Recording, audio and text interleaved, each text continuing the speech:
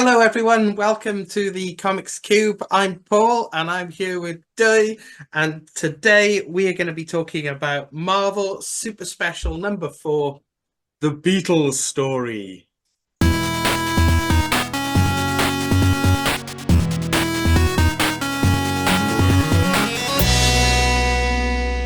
Paul might have a copy of it, but I'm going to go ahead and say this is a very rare item. I do not have a copy of it.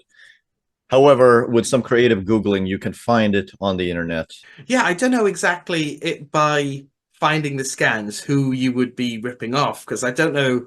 Are Marvel bothered about this? Are Apple bothered about this particularly? I'm not It's sure. Paul. Is Paul? I don't know. I don't know if you're taking money from Paul McCartney's pocket by looking at the scans. I don't know. What percentage of Paul McCartney's money are you taking out of his pocket by looking at these scans? Really? I was going to buy that ivory back scratcher, you know.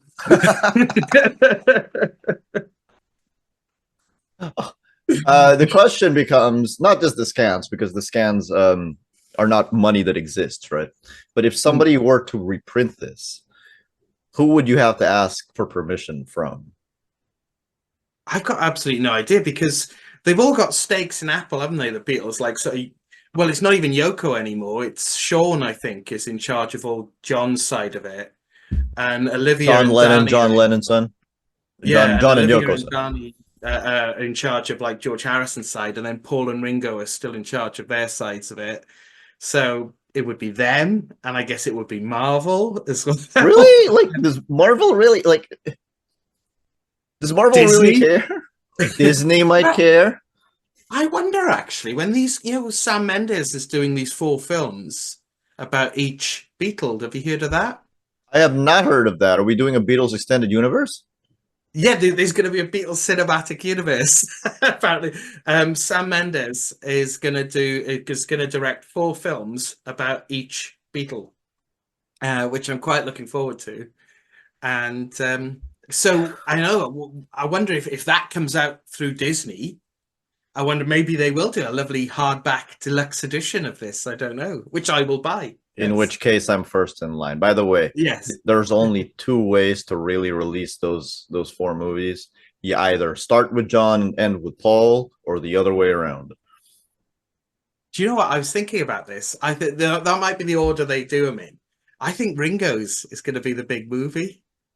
Really? You think he's going to be the breakout? Because I think he's got this he's slightly a sort of outsider to it all. I mean, he's not an outsider because they all love him and he is an important part of the Beatles, but also, he wasn't quite there at the start. Yeah. He came in a little bit later, and he's the one they all love as well. So he's got a strong connection to all three of the others that doesn't really wane.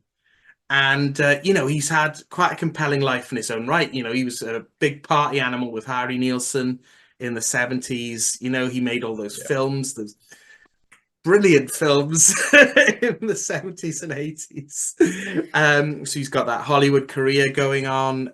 He had his struggles with alcoholism, and generally, I just think everyone loves Ringo. Don't forget, He's he was really Mr. Conductor. Don't forget, he was Mr. Conductor in Shining Time Station. and the pinnacle of his career, The pinnacle of his tops career. the tank engine, yeah.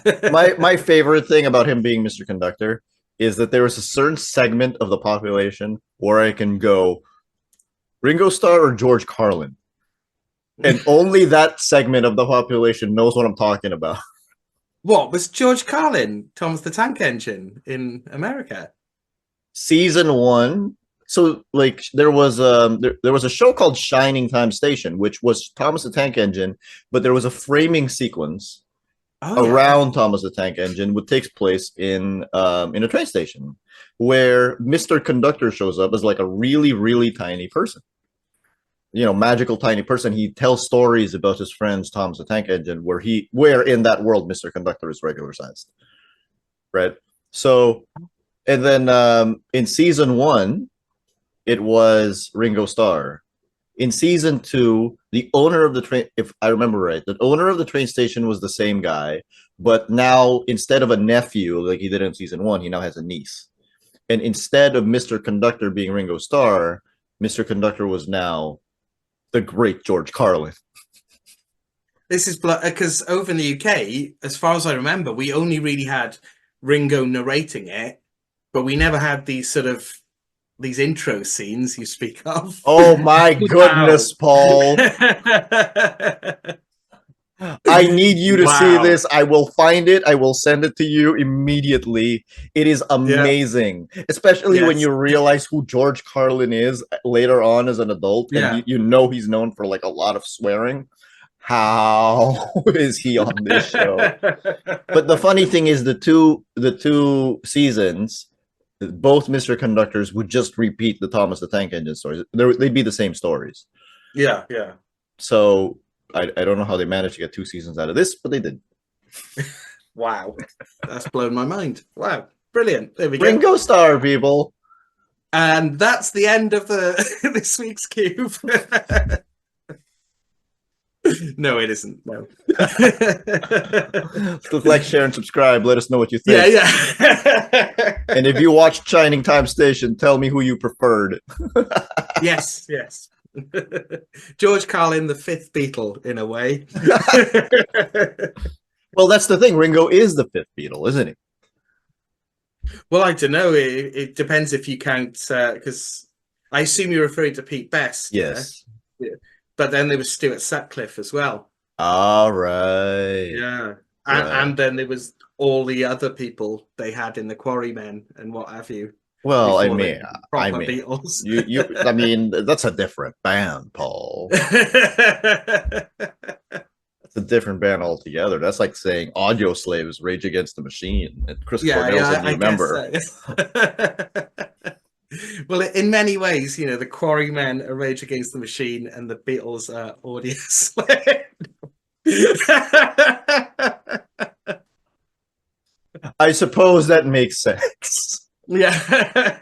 By the way, there is a graphic novel called The Fifth Beatle. It is about Brian Epstein, so that is another name for that is another candidate for being the fifth Beatle. So Yes, Brian Epstein, and he is covered very much in this particular special. he is. Yes.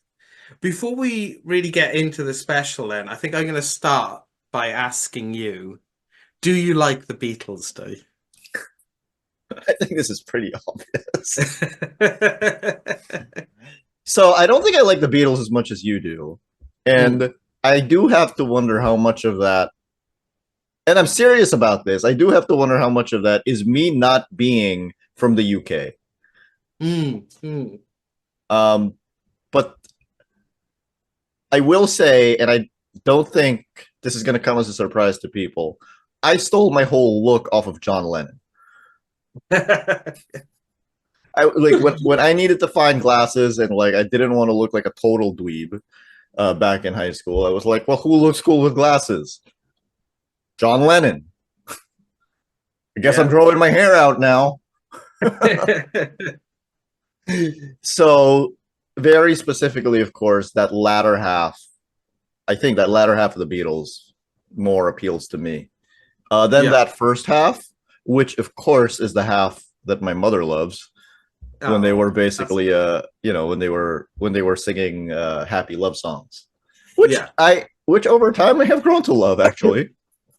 So you are, sorry, which over time I have grown to actually love. Yeah. Because there's no shame in liking happy love songs. And even those songs, I mean, like, they were like nothing no one had ever heard before. Like, I Want to Hold Your Hand and She Loves You. Yeah. There's a book which I recommend called 1, 2, 3, 4 by Craig Brown, and it's a sort of Beatles biography, but it goes off on these sort of tangents of the cultural context and the cultural impact of the Beatles over the years. And it's when it's talking about She Loves You and I Want to Hold Your Hand, it touches in on like various people, where they were and what it felt like when they heard those songs for the first time. Like people like Bruce Springsteen and all that, and Billy Joel, hearing those songs for the first time and the impact it had on them. Like, so even those early love songs were like nothing else that had come before, That's true. Yeah, Yeah. and we take them for granted because so many people have imitated it over the Yeah, decades. absolutely. Yeah, yeah. I mean, I think that's what people don't realize about the Beatles, in that, if you feel like you've heard it all before, you probably have, but just because they Yeah. did it first. I, They did a lot of it first. I'll also say that there is a faction of the population that doesn't like the Beatles and will say something like, "Oh, I prefer the Stones." Let me tell you something. If you like a band, if a band is really big and you like a band, you don't need to mention who you prefer them over. Yeah, yeah, that's true. Yeah, yeah, By virtue of constantly being compared to the Beatles, the Rolling Stones will never be as big. yeah, absolutely. Yeah. And I love the Stones, but they've kind of done pretty much the same thing for their whole career for like literally decades. I think some you'd be like, oh yeah, that's 80 Stones, that's 60 Stones, that's 70 Stones, but they're not a million miles away from each Hmm. other, all of these songs. Whereas the Beatles, you like the variety in just a few years, just 1963 to 1969 to 1970, just the phases and the variety and the influences they went through, like in that short period, is like absolutely astounding. Yeah. Somebody asked me recently, somebody much older, asked me recently what the big deal with Taylor Swift was. Mm. And the only thing I could say was she's basically this generation's Beatles. Yeah, I've yeah, offended like so many grumpy old people watching this right now. So, yeah. but But she is but though. she is this generation's Yeah, Beatles. yeah. And then I realized, it was then pointed out to me that here's the biggest difference. I mean, taking into account the differences with their music, the biggest difference is that Taylor has been around for over a decade. Mm. So it took her that much time to get to that point where she was basically royalty. The Beatles like came onto the scene and were basically royalty for what 5 6 years, Yeah, yeah, yeah. and then they left. I think that recent Peter Jackson film, Get Get back. Back. Yeah. I think one of the things that I think surprised a lot of people when they watched that was how it's the end of the Beatles' career. They're tired of it all, and they're ready to move on in many ways. Well, some of them are. Paul isn't, but Yeah. but they're kids. They're still kids. George is like mid-20s. It's crazy how young they are in it, and they've done everything, already. I mean, and they're so young, but they were being judged as like, full grown mature adults.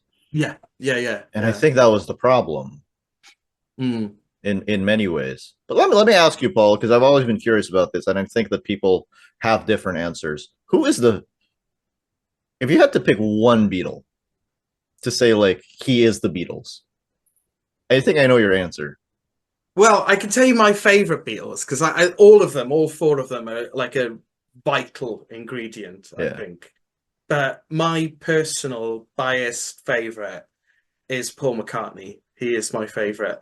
Um, a friend of mine, Rodri, has said on social media, and it's so true, that I think Beatles fans, they kind of go through phases depending on how old they are. Yeah. And like when you're John and you're like, oh yeah, he's the really outspoken gobby one, and he's like, he's the one who does the poetry, and he's the one, who's really good with the lyrics, and you're like, oh yeah, John's the man, yeah, he's the edgy one. And then you get a bit older and you get a bit more contrarian, and you're like, oh well, actually George had more going on with him. They wouldn't let him have as much songs on the album, but really, he had all this sort of unacknowledged, like amazing talent, and he was really clever, really spiritual. He was the spiritual one. But then you get even older still, and you realize like Paul was the driving force, and Paul was the most curious about music, the most driven in it, and the one who really loved being a Beatle as well, Yeah. more than and still does. And you realize, and then you realize how much all the stuff that as John dismissed a lot of Paul's music as Paul's granny music, you realize that Paul's granny music, once you're old enough to like not pretend to be cool all the time, you realize that Paul's granny music is actually awesome. And like the sort of because you've got like the rock and roll American influence in the Beatles as well, but a huge part of the Beatles is also the whole sort of British musical influence as well, and the influence Paul got from his dad, Jim McCartney, Mhm. who used to be in a band as well, and this kind of old-timey kind of British music, and he got a lot of influence from that too. And you realize what a big part of Paul's granny music is such a big part of the Beatles puzzle. So I think Paul is my favorite. I do think so. John is my favorite Yeah. because when I was younger, I heard a John Lennon song where he said, "God is a concept to justify our fears," and I thought he was the deepest man who ever lived. um, so John was my favorite, and I think John does make the music that I would rather listen, that I would on any given day rather listen to. But I will say that as time has passed, the music that John made and the music that Paul made and how much I listen to them has shifted in terms of like how much I listen to them. Right? Like I listen to so much more Paul music now. So like every Christmas, there's two songs by these guys that I play all the time. And I think this is brilliant because just think how many types of audiences you're getting just from having John Lennon and Paul McCartney because they're so different. Right? Most people who would listen to Happy Christmas War is Over would not really listen to Wonderful Christmas Time. Yeah. So, but if you have them both in the same band, then you've got it's like, oh yeah, I will listen to Paul's granny music because I want to get to John's stuff. Or like, okay, here comes John's songs, but it's worth it to get to Paul's music. And let me add to that, by the way, the unsung hero Ringo Starr, because Octopus's Garden is one of the greatest songs in the English language. And I don't care what anyone says. Ringo is seriously underrated, just generally. There's that myth about like there's a like a sort of urban myth that someone said to John Lennon once, "Oh, Ringo, he's not the best drummer in the world." And John said, "He's not even the best drummer in the Beatles." But that's not true. And apparently that's a joke by a British comedian called Jasper Carrott. And it's been misattributed to John. And all like the Beatles had like huge respect for Ringo and his drumming skills. And I think anyone who doubts Ringo's drumming skills should just really watch Get Back. And you can see they're all doing their different things and they're all jamming and they're all trying out different styles and just doing random stuff. And whatever they are doing and whatever they have been talking about before, Ringo is so in sync with each of the other three that he can just join in straight away with whatever they need on the drums, and he's there. And you never see them say, "That's wrong, Ringo, don't do that," because he's always there with exactly what they need. He's never wrong. Yeah. Yeah. So Poor Ringo Ringo's Starr. fantastic. You're a great Ringo. Yeah. Peace and love. Yeah, to answer my own question as well, do I like the Beatles? I love the Beatles. Oh, I could never tell. Yeah, I absolutely love the Beatles. I've loved them since I was like a kid. And, I kind of went away from them a bit. Because you get into other bands then, you're like, oh, Beatles, they're not so great, I got really into the Doors when I was a teenager. And I like the Doors. I like the Doors too, right? But I was one of those people as a teenager who took the Doors really seriously and took Jim me Morrison. too. Me too. Like, did you have Jim Morrison's poetry album? I had Jim Morrison's the one with Feast of Friends. Yeah, An An American American Prayer. Prayer. Yes, of Yeah, course I yeah. did. Yeah, I had that. Of course I did. Death makes And I used to angels listen of to it. us all. Yeah. Lament for my cock, sore and crucified. And I was a teenager, like, oh my God, this is amazing. Don't you know that night divides the day is very, very deep? I love you, Jim. Yes. Don't get mad at No, me. no, I do love the Doors, but like I don't love them in the same way as I did when I was a teenager. Yeah. But then as I got older, I got back into the Beatles, and it was really sort of COVID lockdown. Like I've always loved the Beatles, but I got really, really back into them in a major way, and I started going deep into Wings, and the band the Beatles could have been, and I started going even Ringo solo stuff. I was doing deep dives on Ringo solo stuff, and that's the hard stuff. That's when and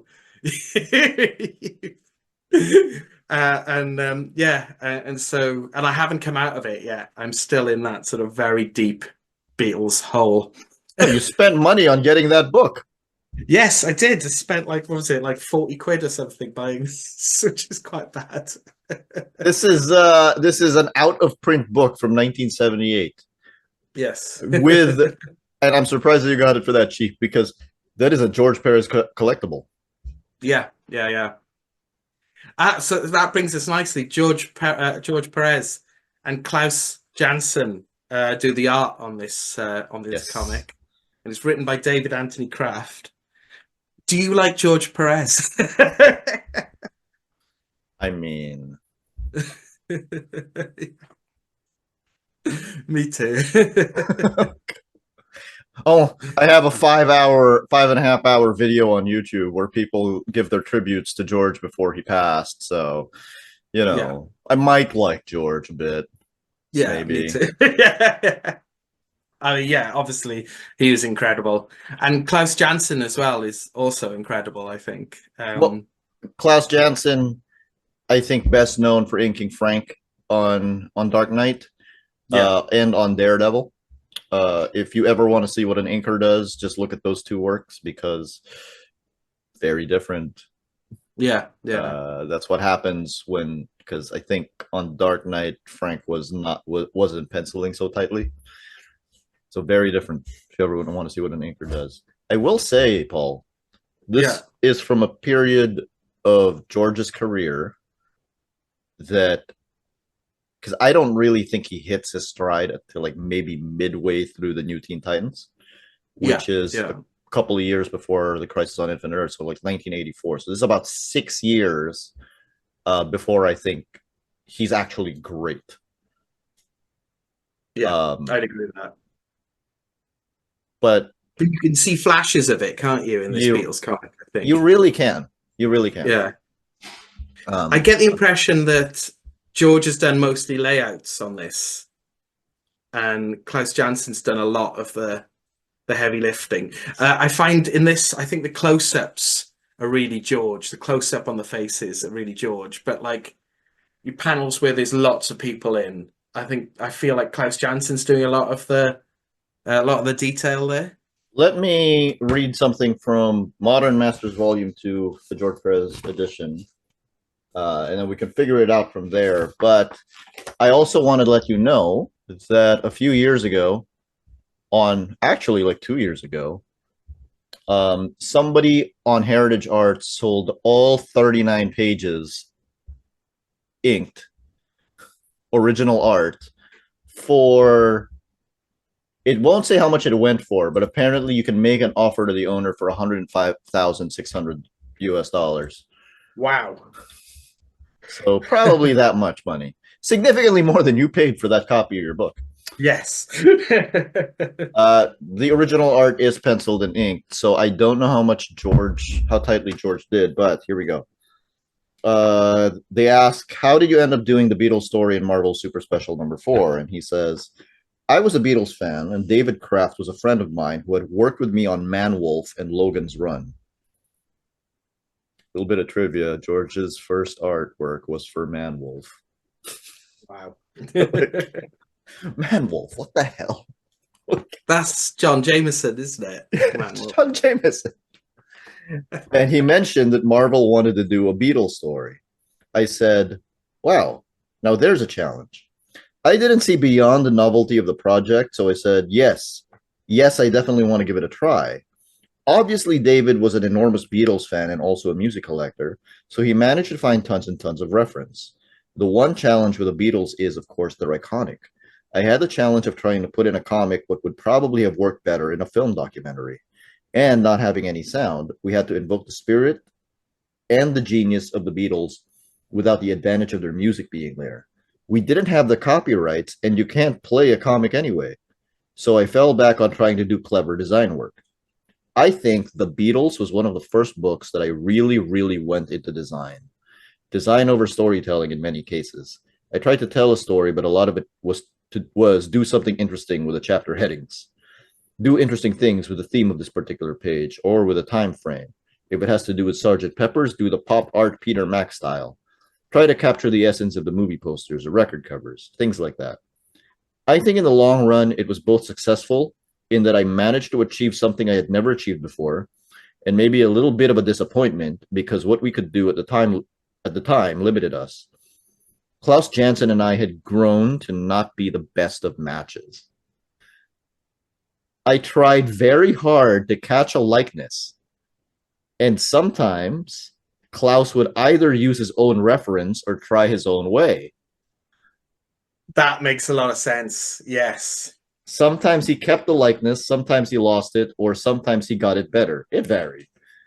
The colors, we were using a Baxter style, it just wasn't a term that was used yet at the time, were still the same process colors used in standard comics, just with the addition of a K black plate. And it looked very garish. Would you agree, Paul? Yeah. Yeah, absolutely. In today's age with computer coloring, that book would look a lot better. I like what I did with the artwork, but boy, is it painful to look at with those day glow colors staring right at you. Yeah. I, Yeah. I was very proud of it at the time, and I remember going to England for my very first overseas convention. I was going, wow, I'm in England because I did the Beatles. That's cool. That's so cool. That makes so much sense. So it wasn't just that he was just doing the layouts, it was that Klaus Janson was just doing whatever the hell he wanted over it. He was just drawing over it. Yeah. That's funny. That's funny. I Wow. guess that makes sense because I was Yeah. saying that looking at some of these pages, it does feel like they sacrificed the line art a bit. Yeah. Yeah. Maybe for the colors. It doesn't look as crisp as your regular Perez artwork. But also, Absolutely. like I said, it's 1978 George. This is it. Yeah.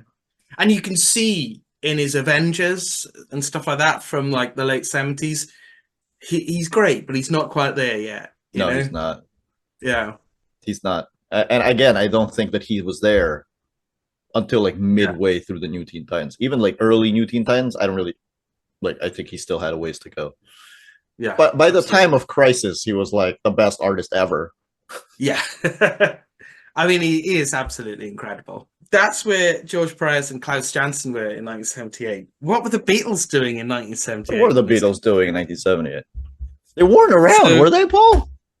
they were doing their own thing. George was getting married to Olivia, Mm. and their son was born, Danny.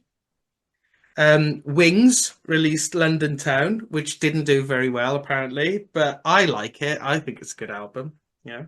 Has Wings Um, found its audience over the years? well, I think at the time they weren't like in the 70s when they were around. I get the impression that like punk was the cool thing, and Wings were very much not punk, you know. The Pistols. So like Wings were not cool apparently, but they Yeah. were popular because it was Paul McCartney, but they weren't cool, you know. Um, but I don't know. I've got Wings socks. I should have worn them tonight to show you, but I've got socks with the Wings logo on. Yeah. Sorry, I All don't need right. to see your socks, Paul. It's cool. But anyway, London Town they brought out. Um, so apparently, here's an interesting thing. Apparently, around 1978, John, who wasn't doing much at the time because he was kind of doing his sort of house husband thing in the Dakota building, raising Sean and Yeah. letting Yoko make all the money, kind of thing. He apparently started writing Now and Then in Mm. 1978, I do love which how we mentioned Sean twice and have never mentioned Julian. Poor Julian. poor Julian. We will. I'm sure we'll end up talking about poor Julian. Yeah, Julian's anyway, anyway, now and then. yeah. So Now and Then, which of course came out last year, didn't it? And Mm-hmm. it was really good. I thought it was really good. Anyway, did you like it? Only like 40 years apart. Yeah. Did you I did you only like it? listen. I only listened to it once. I need to sit down and give it a proper. I like it. Yeah, For what it is. It's a good one, I think. yeah. But yeah. Apparently, him and Paul were still in touch by phone, but they hadn't seen each other since 1976. And 1976 was the last time they saw each other in person, Oh which is really wow. sad. But they used to still phone each other. Um, You never but the know, last, right? Like you never know. You never know. but I'm sure the they last, thought they were going to see each other. Yeah. this is it. Yeah, this is what's so sad about it. 1978 was the last time George saw John, apparently. Which is Mm, really sad. But Ringo saw him, had dinner with him in 1980. So, mm. Ringo was the last Beatle to see him. For people who So, are but not aware, John Lennon died on December 8th, 1980, because of the actions of a rabid fan, which is why you should always check your fandom at the door yeah, every day of your life. Just think, I never want to be Mark Chapman. yes, absolutely. Yeah, yeah. So that's really sad. But so I wanted to say particularly what Ringo did in 1978. Yes, I want to hear. He brought out a TV movie called Ringo, where he played himself and also his own doppelganger called Ognir Rats, which is Ringo Starr backwards. And apparently I haven't seen it, which is I'm so mad at myself that I've never seen this because it's all on YouTube, free to watch. So I am going to watch it at some point. But George is in it, and Carrie Fisher's in it, Vincent Price, Angie Dickinson, and apparently it's a sort of Prince and the Pauper kind of plot where Ringo gets tired of fame and he swaps places with Ognir Rats. Tell me the name of this movie It's again. just called Ringo. Oh my God! It's on YouTube. Yeah, so I have seen clips from it. I think George does like an intro to it at the press conference, sort of setting up the plot at a press conference. And I think he's got a really weird perm in it, George has, if I remember correctly. It's only And then 44 minutes long. yeah, it's only 41 minutes long. And Ringo does a version of I Am the Greatest, which is a song John wrote for him. And it came out on his Ringo album a few years earlier, but he actually does a sort of music video for it in this, where he's in a limo, was surrounded by beautiful women. And then, of course, he pulls up at the studio, plays the drums, and it's a really good song. Though, "It's I'm the Greatest." It's a fantastic song. I So I've seen a love clip Ringo from it. so much. Yeah. So I'm gonna watch that film. I think everyone should watch that film. But that's what Ringo was doing in 1978 when this comic came out. That's amazing. That's amazing. There we go. I love it. I love it so much. I'm gonna watch it once we're done. Absolutely. Yeah, me too. I think everyone is gonna watch it.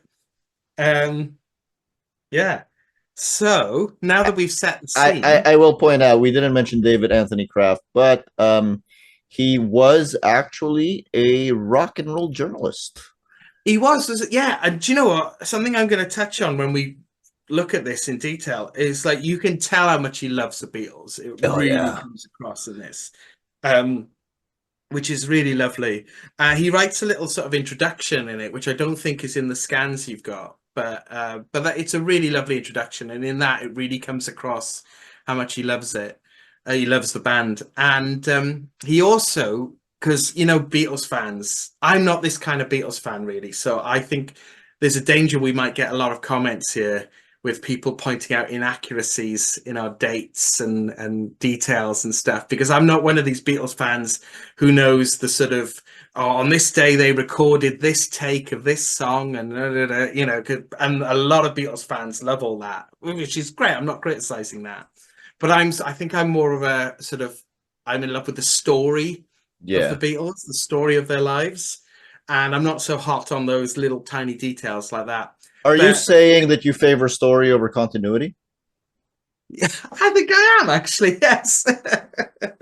But I'm not criticizing that kind of Beatles fan at all, But the reason I mention it is because in his little introduction, David Anthony Kraft says that if he's got anything wrong, any little details wrong, he gives an address for people to write in, and he will send out photocopies of penciled art from it. So I wonder if there's this penciled art is out there somewhere by people who wrote into David Anthony Kraft to point out things he got wrong. That's amazing. That's amazing. I am very curious. If you are one of those people, let us know. Yeah, absolutely. Also, might I add, it came out last year after David Anthony Kraft passed away, but he was the actual creator of the Thanos copter. Yes, that's right. Yeah, fair play. We can move on. First couple of pages is an era I'm really interested in, which is their beginnings, their humble beginnings. The early And years. yeah, and already you can see that David Anthony Kraft's done his research here. You've got like Paul talking about 20 Flight Rock to John, and apparently that was the song he played to John where at the church fete where they met, and as a sort of audition, and him doing 20 Flight Rock impressed John enough. So a few days later, he asked he got someone else to ask Paul to be in the band, and but that's all kind of compressed into one panel here, which I get, artistic license. Yeah, 39 pages. Yeah, exactly. But I've been to that church last year. Really? I went to that church where they met. Funnily enough, that church, St. Peter's Church in Woolton, Liverpool, it has got Eleanor Rigby's grave there.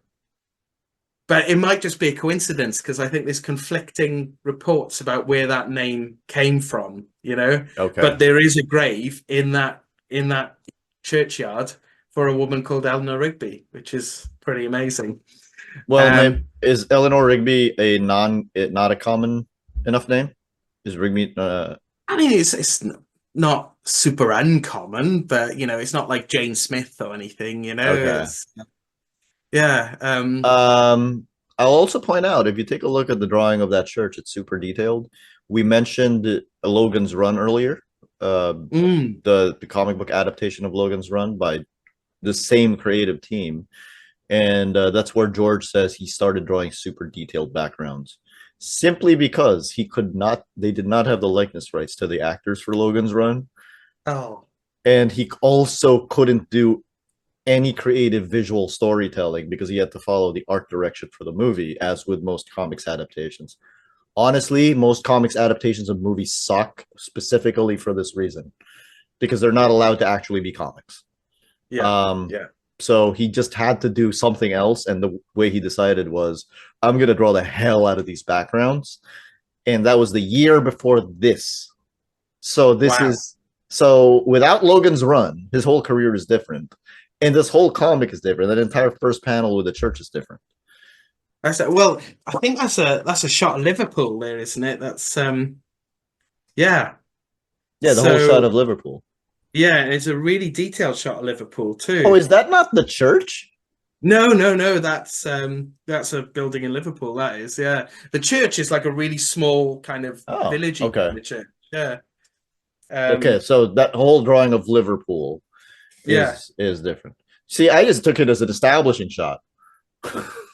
Yeah. It's like, okay.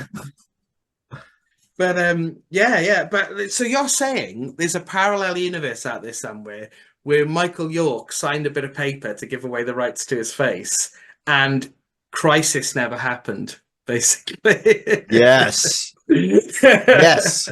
That's exactly what I'm saying. Wow. That's incredible. I will also say, like, apparently everyone had likeness rights given for this particular comic, but this is still called an unauthorized comic biography. Mm. Like, why would you sign off your likenesses on this if you Yeah, didn't want to authorize it? Because the thing is, the thing that makes David Anthony Kraft like so good at this particular telling is that this isn't like, he's not kissing their ass, no. which surprised me. Yeah, absolutely. Yeah. I mean, it doesn't go into the sort of the grubbiest details, No, which you would expect, I think, not to go into into the grubby details. But there's stuff in there that surprised me, I think, as we go along, like definitely.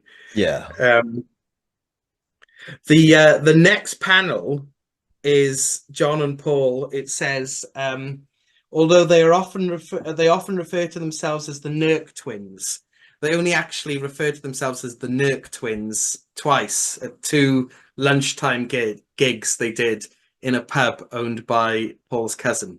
So, and that was the only time they played as a duo, apparently. damn, So Paul, you really could have gotten one of those photocopied pencil I know. So pages. I want my photocopied penciled on. But Unfortunately, the only member of the creative team who's still alive is the inker. yes, it's quite sad. But this is a half remembered story from a Beatles biography alert here. I can't even remember which biography I read this in. If I'm getting this wrong, correct me in the comments. Yeah, Beatles pedants, I'm asking you to correct me here. But the reason I mention this is because I'm pretty sure I read that when they played these gigs in this pub owned by Paul's cousin. Paul's cousin's husband, who ran the pub with Paul's cousin, I can't Mike something or other. I can't remember his second name, but he gave Paul advice on structuring a gig, and he said his shows should be W shaped. So you should start off really high, bring the But energy down, bring the energy right up in the middle, and then down, and then up again for the end. And apparently, Paul still does his shows that way, still structures his shows that way. And that's kind of how I structure my planetarium shows when I write them too. So I feel like that's how John Cusack makes mixtapes in high fidelity. yes, oh yes, yeah. I think you're right there. Yeah, there we go. All because of the Nurk twins. All because of the Nerd Twins. And then on the same page, there's a lot happening on this page. You've got George um, joining the Beatles, and George is really super young. People forget Yeah. how young George was when he joined, but I think it mentions how young he was somewhere here. Maybe it doesn't. But one thing about this comic, and I think David Anthony Kraft's love of the Beatles, and he's done some amazing research here too, and his love of the Beatles comes through. His British dialogue isn't great, I must say. There's a lot of bloomings and gores, and there's a lot of Dick Van Dyke kind of British people going on here, I Uh, think. you mean Um, you'll really drive us round the bend with guitar boogie shuffle? yes, that's the first such example, I think. But again, another attempt for and I'm not going to be like this for every page. I just want to That's emphasize cool. that. But another attempt for the photocopied pencil pages. Um, Guitar Boogie Shuffle, that audition, George didn't actually impress John, but later on a bus, he played Raunchy for John, and that's when he impressed John and got into the band. So There we go. Oh, so it's not Guitar Boogie Shuffle. Yeah, yeah, there we go. On the next page, both Stuart Sutcliffe and Pete Best get one panel each, which is fair enough, I guess. um, Paul beat Pete Best. Why do we think of Pete Best as the fifth Beatle? Why is Stu Sutcliffe always like rarely ever Well, mentioned? the thing about Stuart Sutcliffe was the only reason he was really in the band is because he was John's mate, Okay. like in art college, and he wasn't a musician. He was a really, really talented artist, and he won money with this art prize on some art contest, and the other Beatles, John particularly, basically bullied him into buying a bass guitar so they could have a bassist because bass wasn't the cool instrument. And even though, which is weird to think now that it's so synonymous with Paul these days, Yeah. but nobody, not even Paul, wanted to play bass because it wasn't the cool instrument. So they bullied Stuart Sutcliffe to spend his prize money on a bass guitar and learn the bass. But apparently he was always terrible and he didn't really get much better at it. Um, which apparently caused a lot of friction with Paul, apparently. Because Paul, you know, you can see it today. He's really sort of serious about the music, you know, and the detail, the technical detail of the music. So Stuart Sutcliffe not really being a great bass guitarist kind of really bugged Paul. And on top of that, he was quite jealous of John and Stu's relationship, Mm. apparently. And this got to a point where in Hamburg, Stu and Paul had a fight on stage at one point. So, but I think they were friends. They were just never really as close We're because of never really that. close. Yeah. Yeah, but John and George were really close to Stu, apparently. Well, Um, yeah, you know, when you say they bullied him, I'm going to say, you know, as much as I say John is my favorite Beatle, I took my look off of John. I fully acknowledge John was not the best person.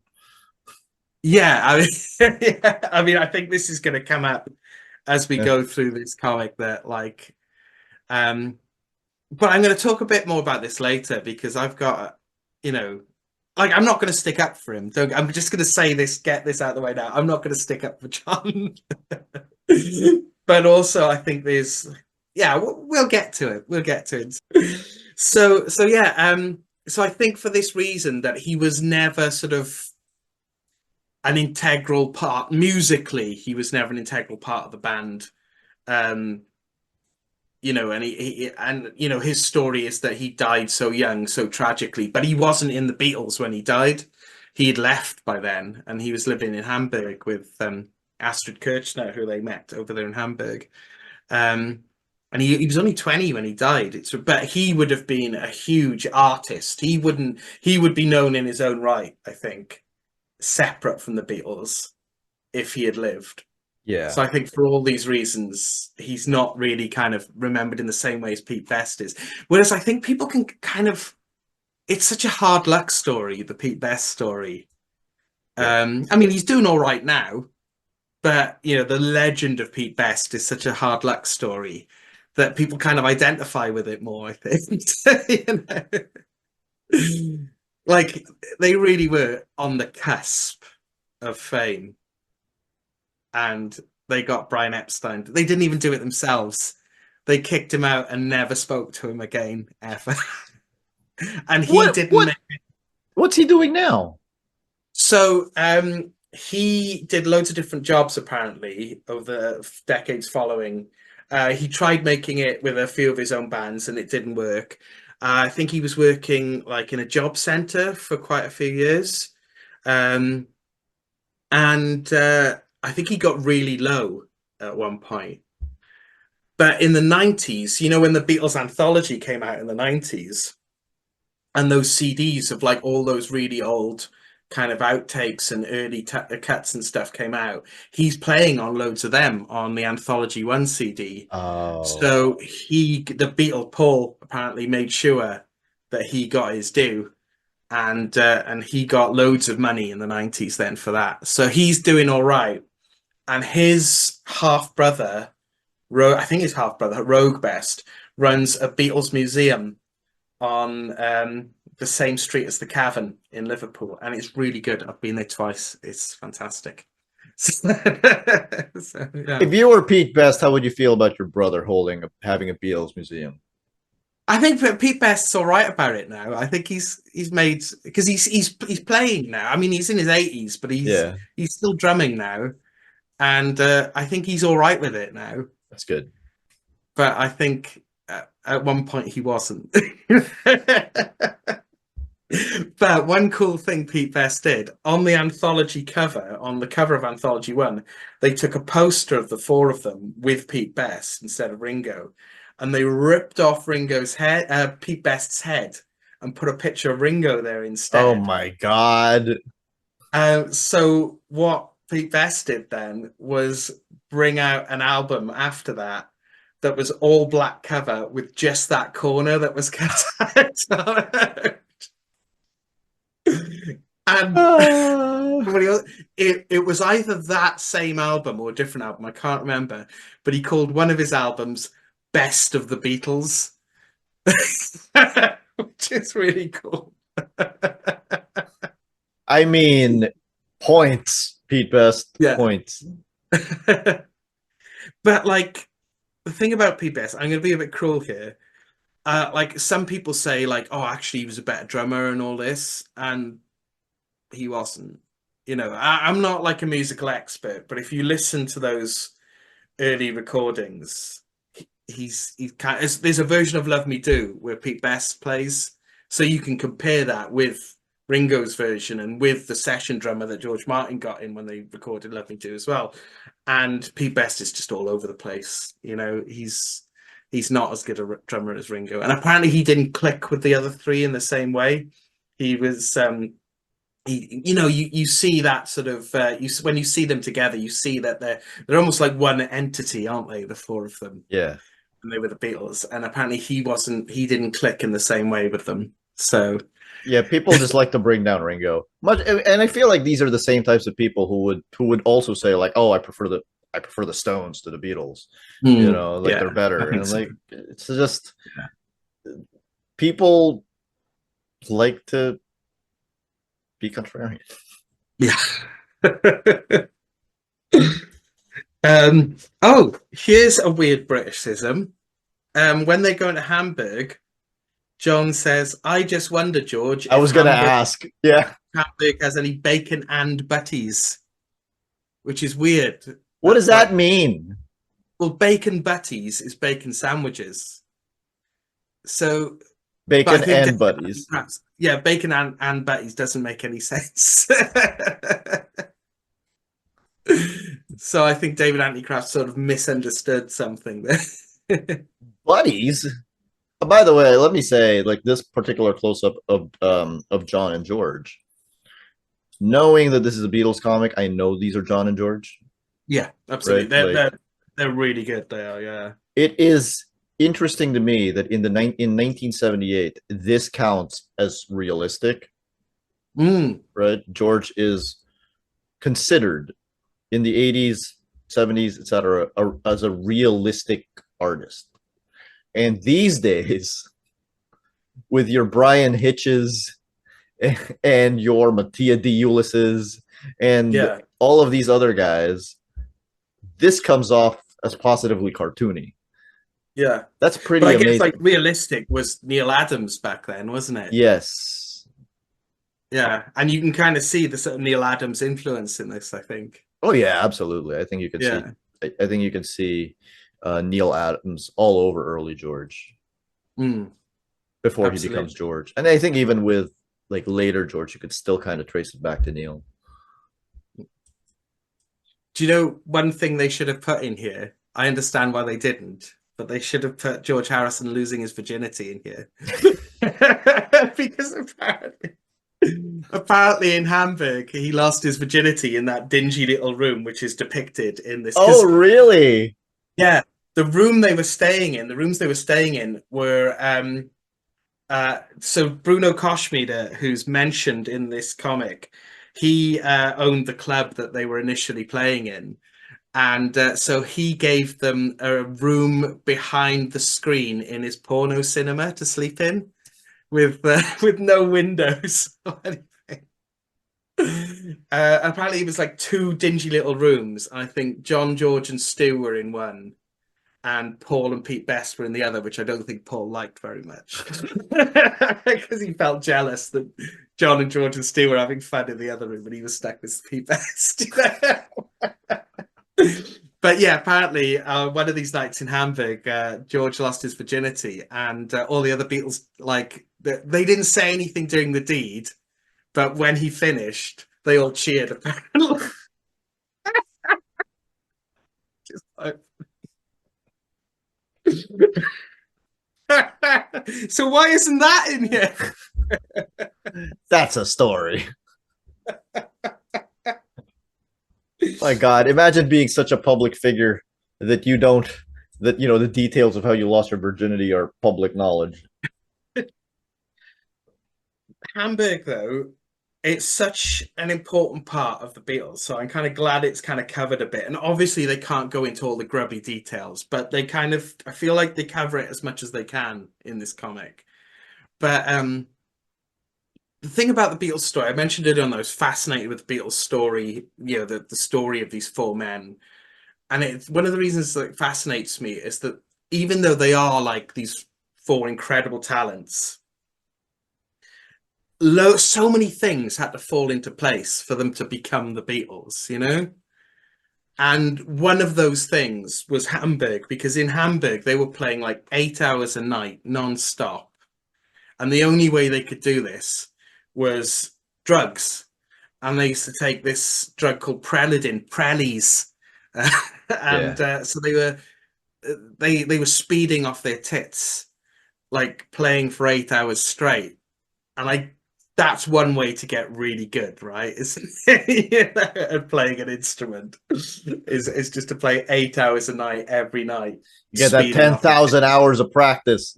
Yeah, yeah. So, you know, even that they were this, George, John, and Paul especially were unique talents, you know, but they got to sort of focus that talent into getting really, really technically good through the medium of Prellies in Hamburg.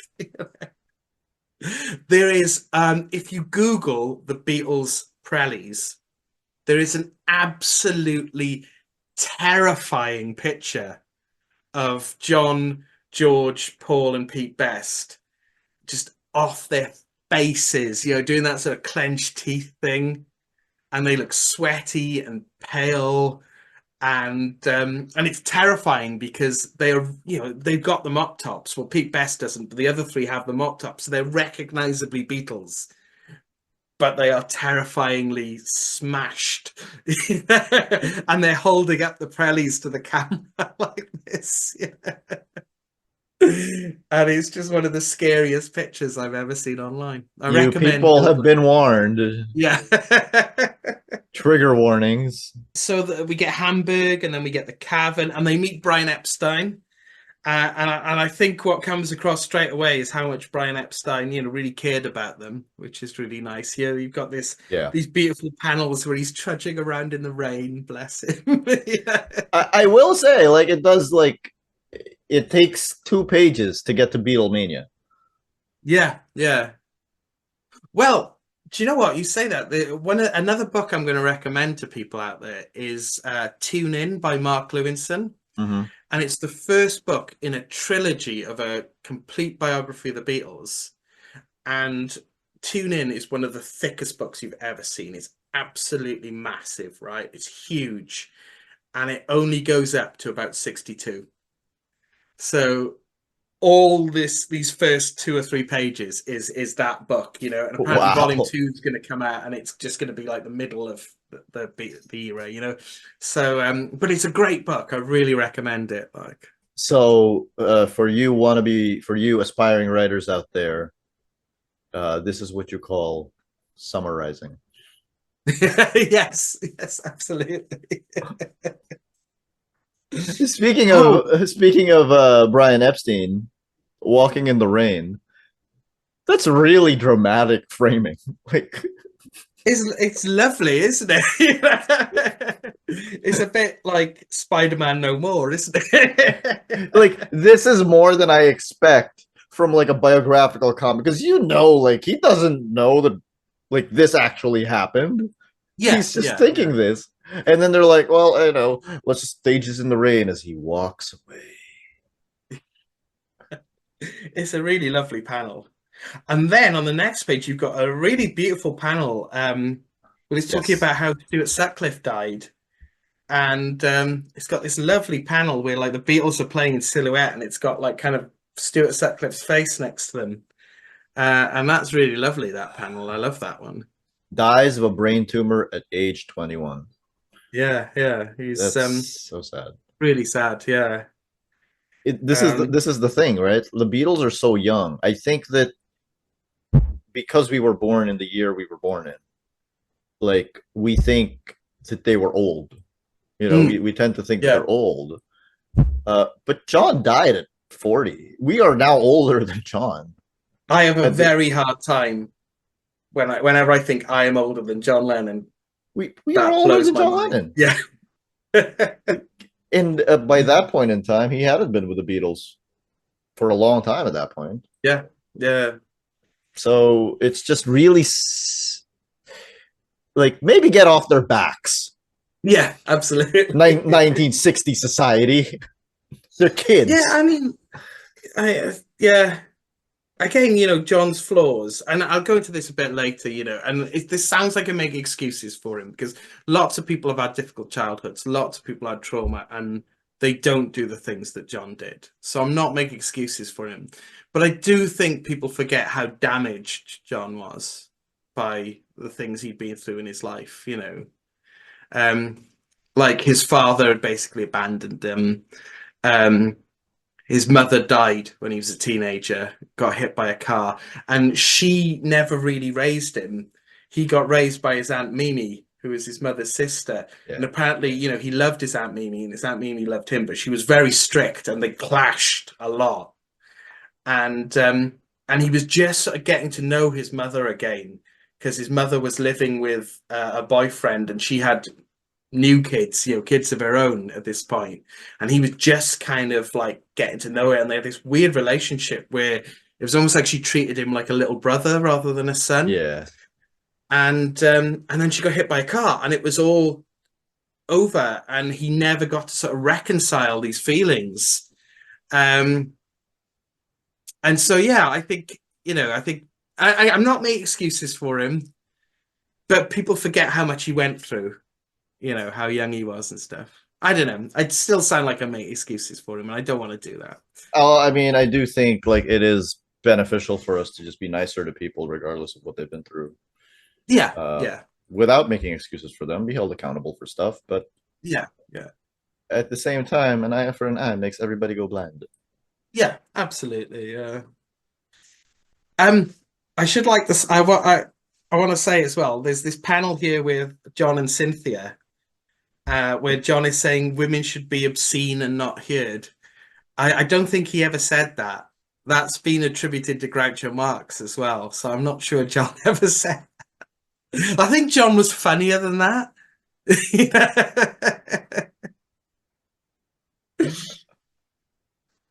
I don't. It doesn't sound like something he would say, but But yeah. that is Oh, Cynthia Julian's mom. yes, Yeah, Julia's mom, who John treated very badly. But I think Julian and Sean, I get the impression they're really close these days, that's what I which is see really, too. Yeah, that's what I got yeah, it's too. lovely, isn't it? Like somehow they just found each other. Yeah, I don't yeah. know. Like I feel like Julian has a choice basically to be really bitter about it, or he can just be like, well, you know what? I have a brother. Yeah, yeah, yeah, yeah. Well, the next page, we get another fifth Beatle, another candidate for fifth Beatle, George Martin. Martin, yeah. Um, telling we get a recreation of one of the most oft-told anecdotes in Beatles history.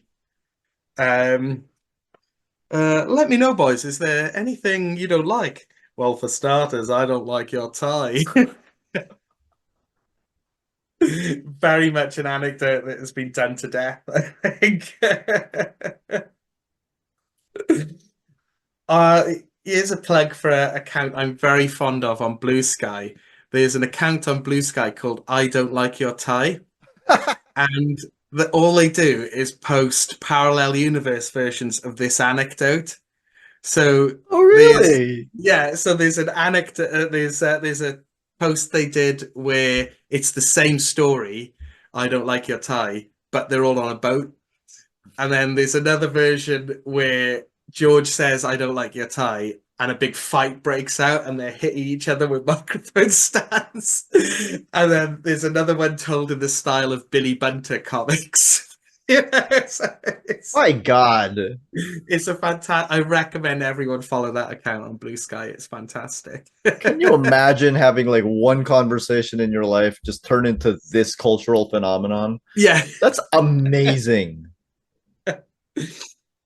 But again, saying how like so many things had to happen for the Beatles to be the Beatles, and George Martin is a huge piece of that. I only found out this out recently, and it blew my mind. But it really kind of sums up how involved George Martin was in the Beatles. So, Strawberry Fields Forever, right? Amazing song. One of John Lennon's best songs. One of my favorite Beatles songs. The Beatles did two versions of it. They did a version of it that was sort of quite slow and chilled out and stripped down, and they did a version of it where that was quite fast and upbeat with like string instruments and bells and whistles and all kinds of things on it. And John liked the start of one and the end of the other, so he gave both versions of George Martin and he was like, put them together. And George Martin was like, how can I put them together? They're in completely different tempo to each other, you know? And John was like, I don't know, just do it. So apparently, what George Martin did was he got the first minute of the slow, chilled out one, and then he slowed down the second version so it was the same tempo as the first version and stitched them together. And you can hear it if you listen to, if you know what to listen for. About a minute into Strawberry Fields Forever, it changes to a different version of the song. Like the strings kick in, and it's a completely different version. And John's voice is slowed down after a minute in. That's The whole song, amazing. the whole song is slowed down to sort of fit together with the first version. And George Martin did that. George Martin sort of created what we know of as Strawberry Fields Forever out of these two different versions. Which I gotta listen to that song. I'm looking that I'm putting it up on my queue so that I yeah, can listen to it yeah. right after this. Yeah, so and that story for me sums up how important George Martin was for the Beatles, like, and why he's another candidate for fifth Beatle, It's amazing. And I'm gonna go ahead and five, say, yeah, go ahead, go ahead. no, go on, sorry, what were you gonna say? I'm gonna go ahead and say this big gigantic Beatles money shot at the end of this page is not great. Yes, you're right. Yeah, it's almost like Paul looks very strange, doesn't he, in that panel at the Yes, end of that page. they And all look George a has got, little demonic. yeah, George has got a bigger face than the other three somehow. But then the next page, Beatlemania is finally here. Yes, chapter 2, Beatlemania. Yeah, I think this sums. Oh, we've got more sort of quality British dialogue. Get more men at these cordon. These girls are completely daft. Aye, mate. um, Do but you yeah, I say think I, Paul? to be fair, I do say I mate quite a lot. So I don't know why I'm mocking. That is quite, and I say daft quite a lot as well. So yeah, I shouldn't mock really. Yeah, he's very much got my number there.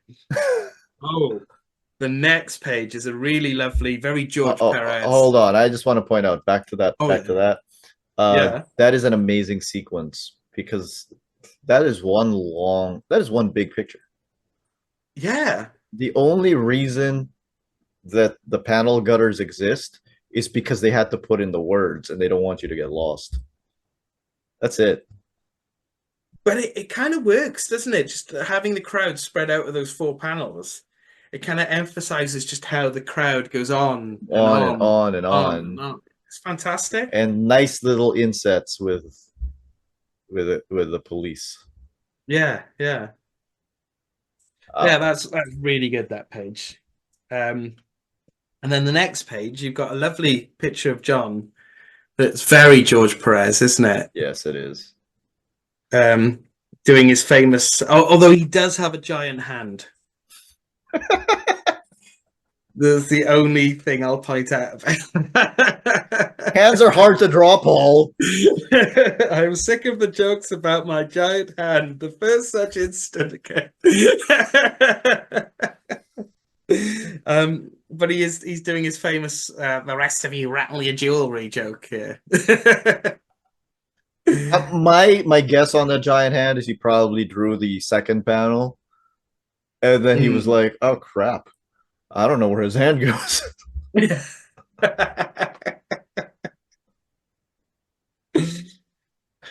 And then they arrive in America, and they're on the Ed Sullivan Show on the next page, which which is pretty huge for You them. think they got the likeness rights for Ed Sullivan? Yeah, I guess he's kind of like you can't go wrong with him. This sort of like weird Frankenstein kind of man. Like, yeah. Hey, let me ask you something. When you hear the Ed Sullivan Show, what's the first band you think of? The Is it the Beatles. Beatles? Is it? Yeah. Okay. Why? What's the first one you think The of? Doors. Of course, because he said, "Gil, we couldn't get much higher," and he wasn't supposed Yes. to do it. When he Yes. wasn't Oh, supposed to. Which, yeah. by the way, if anybody watches the Oliver Stone Doors movie, they make it so much worse than it Yeah. actually was. Because I watched the real footage of the Doors doing that on Ed Sullivan after I'd seen the film, and he just kind of sings it normally, doesn't he? Yeah, But he in the just sings it. film, Val Kilmer's like higher. He looks right in the camera, taunting the censors. It's like, wow. Like I'm not gonna make excuses for Jim and the rest of the Doors, but that movie made everything so much worse. I like that movie, but it's a silly movie, isn't It is a it? cartoon of what happened. Yeah, yeah, yeah. Anyway, back to the Beatles. Back to the Beatles. Oh, do you know who was on Ed Sullivan the same night as the Beatles? Oh, Frank Gorshin. what? Yeah, Frank Gorshin doing his comedy act was on The the same Riddler. night. Yeah, the Riddler was on. That's the Batman connection there. That's amazing. Oh my God, I just remembered another amazing Batman connection to the Beatles. Okay, can I go off on a weird Batman tangent here, right? Is this the comic? No, no, no. Oh, This okay. is So there's another one. Okay. okay. So you know she's leaving home off Sergeant Pepper, yeah. Yeah. So that's about a real story that Paul McCartney saw in the paper about a girl who left home, as the name would suggest. And her parents were like, "Oh, what did we do wrong? We gave her everything." And, Paul wrote her into a song. But what Paul didn't realize when he did that is that he had actually met that girl who ran away a couple of Really? years earlier on, I think it was on Jukebox Jury or some like TV show that Paul was on without the rest of the Beatles. And she won a competition or something and he gave her a prize or something like that. So he had already met this girl completely by coincidence. He didn't recognize her as that girl. But apparently she then went on, she moved to America and ended up dating for a while Burt Wood, apparently.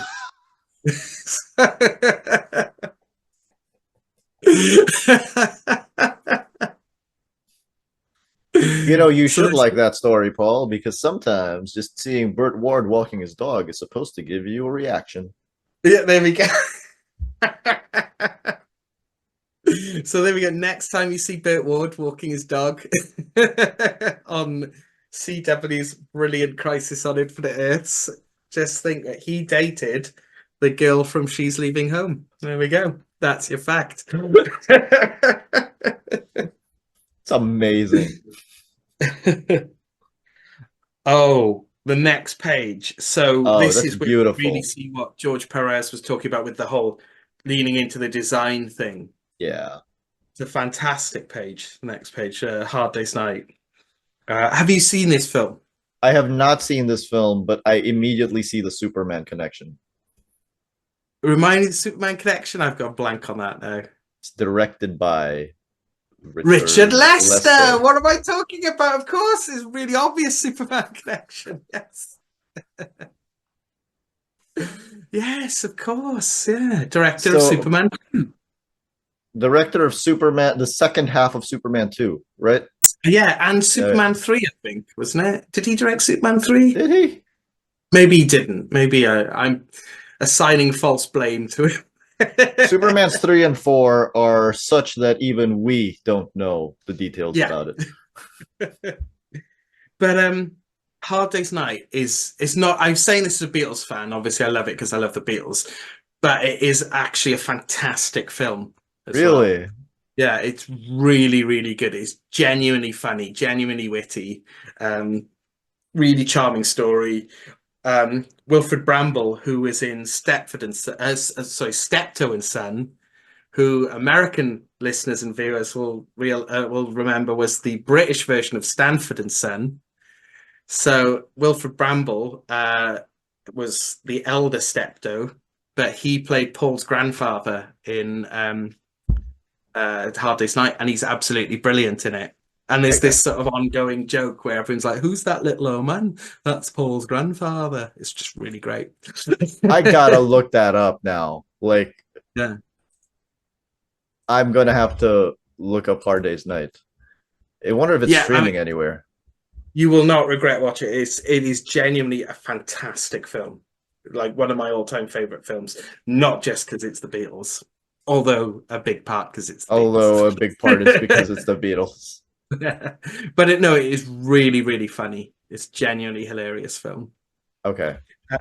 And you can see in that film why everyone loved them so much, because they all have this sort of like extreme example of their personality coming across in the film. It's absolutely fantastic. People talk about people in marketing in movies they talk about four quadrants, right? Four quadrants really just means males over 18, males under 8, males over 18, males under 18, females over 18, females under 18. So it's basically everyone, right? But I think you could apply that to the Beatles too, because I think behaviorally, attitudinally, like you probably do get four quadrants. Yeah, or yeah. very, very close to covering the spectrum of human interest with these Yeah. four men. Yeah, because you've got Paul's like the charming one, the pretty one, and John's, he's a bit edgy, bit dangerous, but like really sort of biting humor as well, really scathing humor. And George is, quiet but deep. It's the deep one. Yeah, but also very funny and quite scathing as well when he wants to be. And then, Ringo, just every man, isn't he? Ringo's the guy who sings Yellow Submarine. Yeah, yes. And Ringo is very much the star of A Hard Day's Night as well. He's again, this is what I'm saying. Like, I think the Ringo movie is going to be the big one when these four movies come out. In Hard Day's Night, Ringo is the star of that film. Absolutely. I have said yes so many times when we mentioned Ringo in this recording that I now wonder if he actually is my favorite Beatle. I mean, he is fantastic. I think he's like the Beatles' favorite Beatle. So great. Apparently, during the recording of the White Album, Ringo had enough of the arguing and quit, and he just went on holiday and he quit the band. So they sent him a postcard saying, "We love you, Ringo. You're the best drummer in the world. Please come back." And then when he came back, they put all flowers around his drum kit. It's amazing. So you're right. I do think that that'll be the breakout hit. I feel like John and Paul, we would expect them to be successful movies.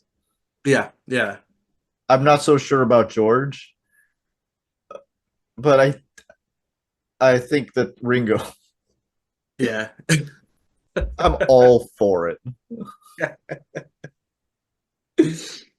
um, yeah. So we got Hard Day's Night, and then they get their MB, what do you call it, MBEs. Yeah, there's a urban myth that they smoke weed in the toilets of Buckingham Palace, and apparently they didn't. They just had cigarettes in the toilet, apparently. But I will speak, say it is kind of incredible that when Ringo got married at the Caxton Hall Registry Office, their official witness for their wedding was the Caxton Hall Registry Office's janitor. wow.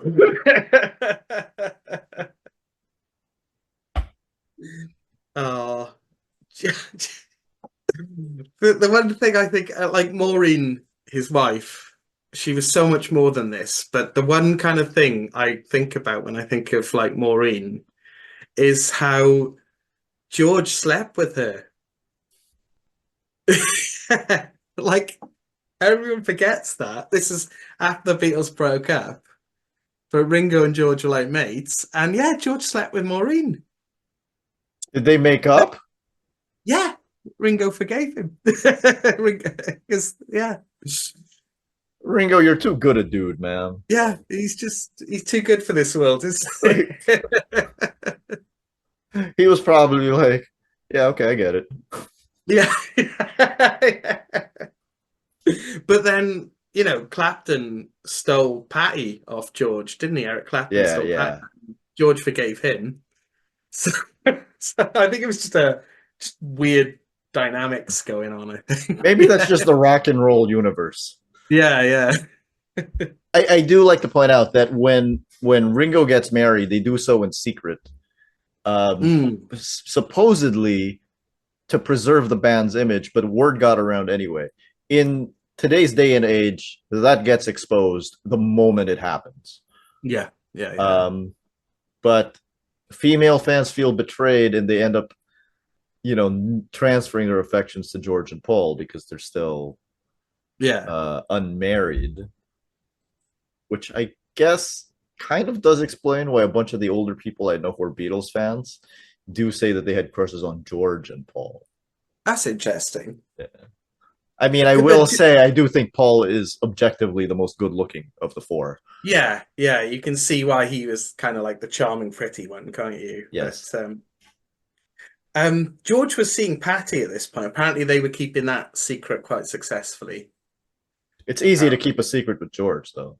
yeah, yeah.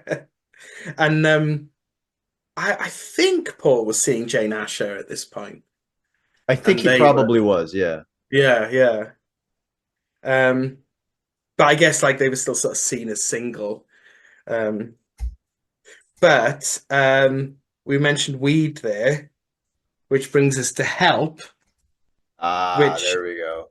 as much as I like Help, it is not a fantastic film.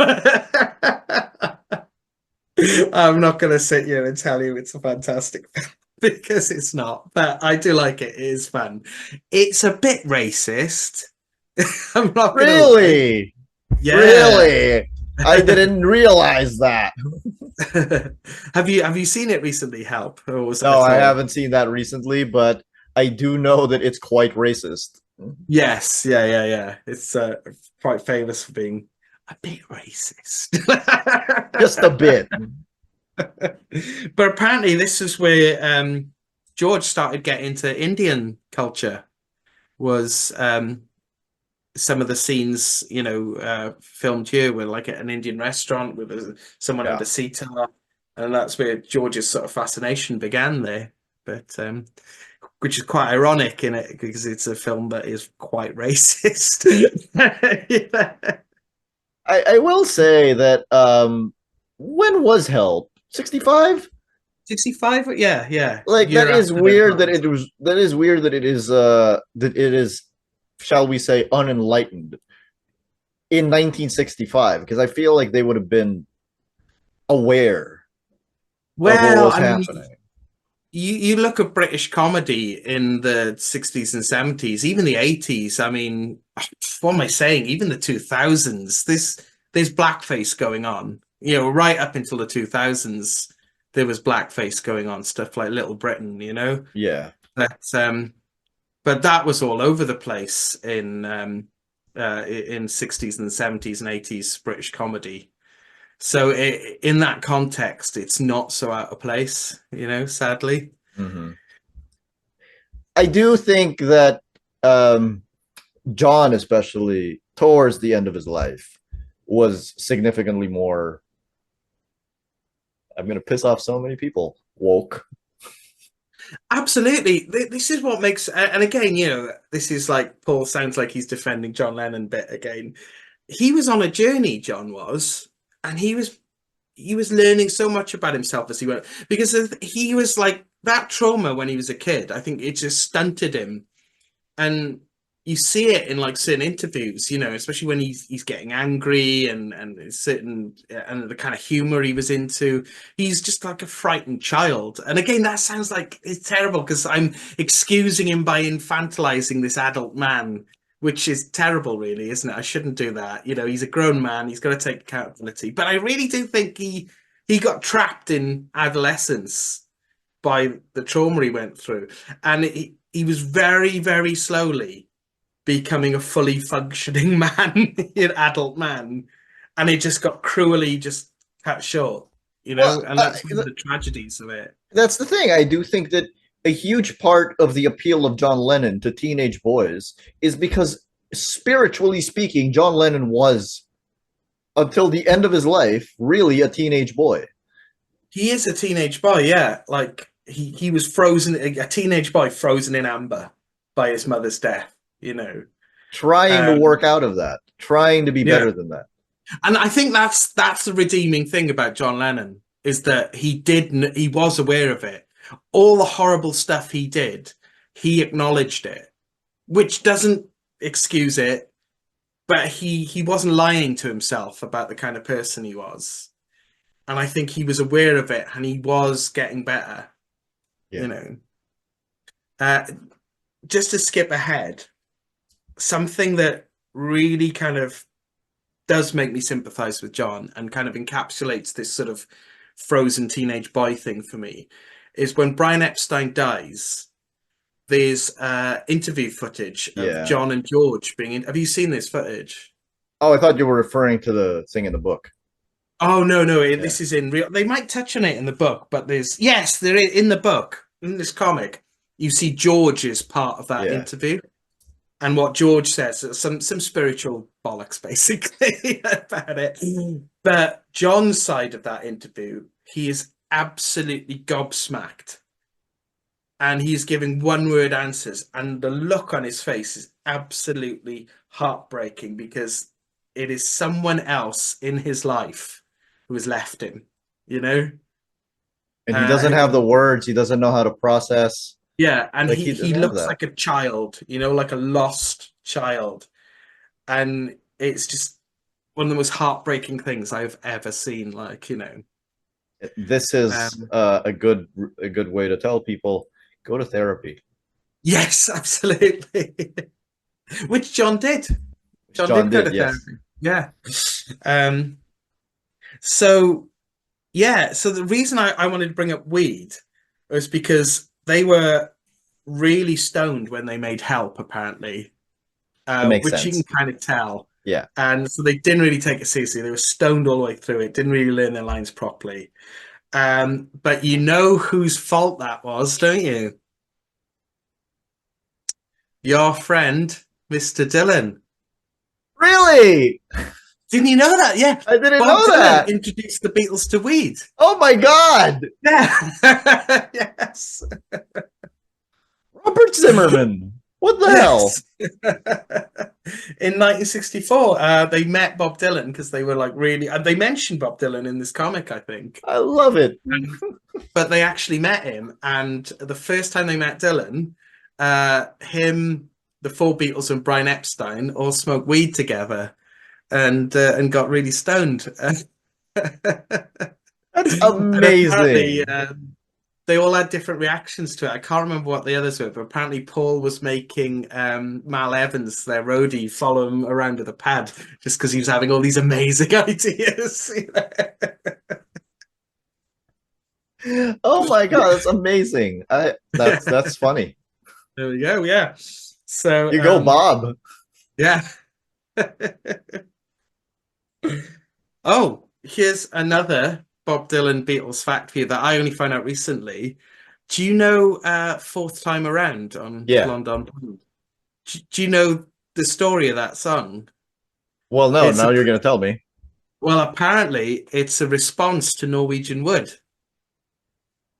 Really? because yeah, because like Norwegian Wood was Lennon trying to write like Dylan, and so fourth time around apparently is kind of Dylan going, no, this is how you write like Dylan. And there's the last line uh of Of fourth time around, something like, I never asked to be your crutch. Um yeah. And that's to John Lennon apparently. my goodness. Yeah, there we go. Is that the first clapback song? I don't know. Yeah, it Probably could not. be. Probably Could not. But be. it's an early example. Yeah, yeah, yeah. So yeah, so we've got the meeting with Elvis, but we haven't got the meeting with Dylan, which is a shame. I will say the Shea Stadium shot is 100% Perez, That's fantastic. That is, yeah. like, including working Shea Stadium into the graphic there. But yes, here What's we have a very poor likeness of Elvis. yes. What's incredible about that Shea Stadium panel, though, is that you can see how dwarfed they were by the stadium and by the crowd. There's that tiny little stage in the middle of it. You don't And even apparently see. that's what it was like. They couldn't hear themselves. Apparently the technology just wasn't there to project that much sound in that much space. And everyone was screaming anyway. And you 2,000 really security men. 2,000 security men. wow. Also, Paul, 12 TV cameras. Wow. That's like nothing now. Yeah.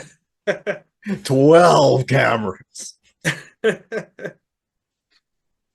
yeah, this is like that kind of they're just inventing things we take for granted now. Well, they didn't personally invent it, I guess, but the necessity for a stadium gig was kind of they were one of the first, weren't they? You know? Yeah. So Now it's just a given. Like if yeah, you're a big yeah, enough star, you get a stadium. yeah. So that yeah, that's a fantastic panel. That is not such a great picture of Elvis, like you say. And on the next page, we have a very poor picture of the Queen. Looking more like Princess Diana, weirdly. I only ever know Queen Elizabeth from the end of her life, so I forgot that she must have at one point been a young person. Yes. But she didn't look like that. What did she look like in 1965? Um, you know the comedian Eddie Izzard? That is a very poor, I just looked it up. That is a very poor likeness of the Queen. Yeah. So the comedian Eddie Izzard, in one routine, talking about like the young Queen, describes her as attractive in a not very attractive kind of way, and I think that kind of sums up the Queen when she was young. Oh my god. Once again, we do have to emphasize that George did draw the Beatles in their likenesses, and Klaus Janson took liberties with it. So my pure bias, and I could be wrong, is that every time we get wonky likenesses like this or the panel that follows is it's Klaus Jansen's fault. Are you particularly referring to that shot of Ringo in the middle of the page? It's like, what is that?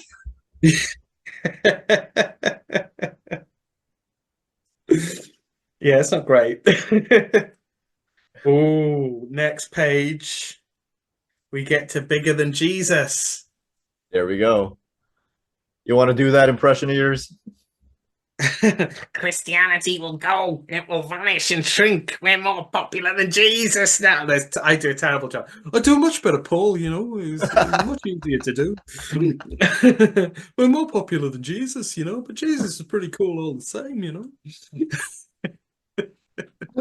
Oh my god. Yeah, I can't really do John, only Paul. I mean, I do like what they say here, which is exactly you can't be singing 15-year-old songs at 20 because you don't think 15-year-old thoughts at 20. Yeah, yeah. 15. I feel really bad for John because he did that interview in England, to a Yeah. friend of his, Maureen Cleave, and it was much later America picked up on that interview in some random magazine. It was reprinted. Yeah. And yeah, it just went crazy apparently. And religious Americans overreacting to stuff. We wouldn't get that now, would we? no, of course not. But also that's not what he meant. No, I mean, yeah, I mean, what he's saying is quite valid, I think. Yeah. Which I think David Anthony Kraft kind of goes on to say over the next couple of pages, doesn't he? Yeah. It kind of was kind of valid. It is that. I mean, it is true that if you just take sales figures, the Beatles records were probably selling more than the Bible. Yeah. He's not saying they were better than Jesus. He was saying they were bigger than Jesus. That's a different thing. Yeah. They do mention Dylan here. Oh yeah, they do, don't they? Was it? Yeah, Bob Dylan's songs have always had a content that ours lacked until lately. I'd like to be remembered for something more than I want to hold your hand. Is that supposed to be John saying that? I think it's supposed to be John. It is. Yeah, he's wearing the John, glasses. that's Yeah, Paul beneath him. Yeah. Yeah. Yeah. That's. I mean, John looks quite chubby there. Yeah, that's what I was gonna say. But John did describe this period as his Fat Elvis period. Apparently, he did feel that he was overweight during this time, and he was very unhappy. So, so it's possible that it's accurate. It is interesting to me. You take a look at that panel. You take a look at the detail on John's face. There's not much, and Fat Elvis period aside, I do think it does look a little off model. And then is that George at the front? Yeah, George's. Okay, you've got George's profile there. That's George in profile, looking straight like he walked out of a Neil Adams comic. I was just going to say that he does, doesn't he? Yeah, Ringo in the top of that page looks kind of Neil Adams-ish as well, doesn't he? Yes, very Neil Adams-ish. Yeah.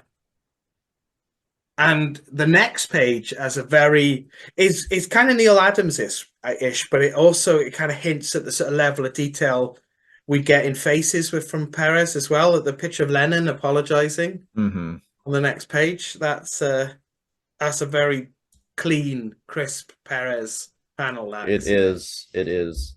So, and something to be said about this particular level of detail. With a less detailed artist, you might have to put in John's glasses in every single panel he's in. Yeah. Just to signify that it's John. But if you have a clear enough artist who can really depict likenesses, then that's not really necessary. Speaking of John's glasses, the origin of John's glasses at the bottom of that page, because when he got his part in How I Won the War, his character wore those round glasses. Yeah.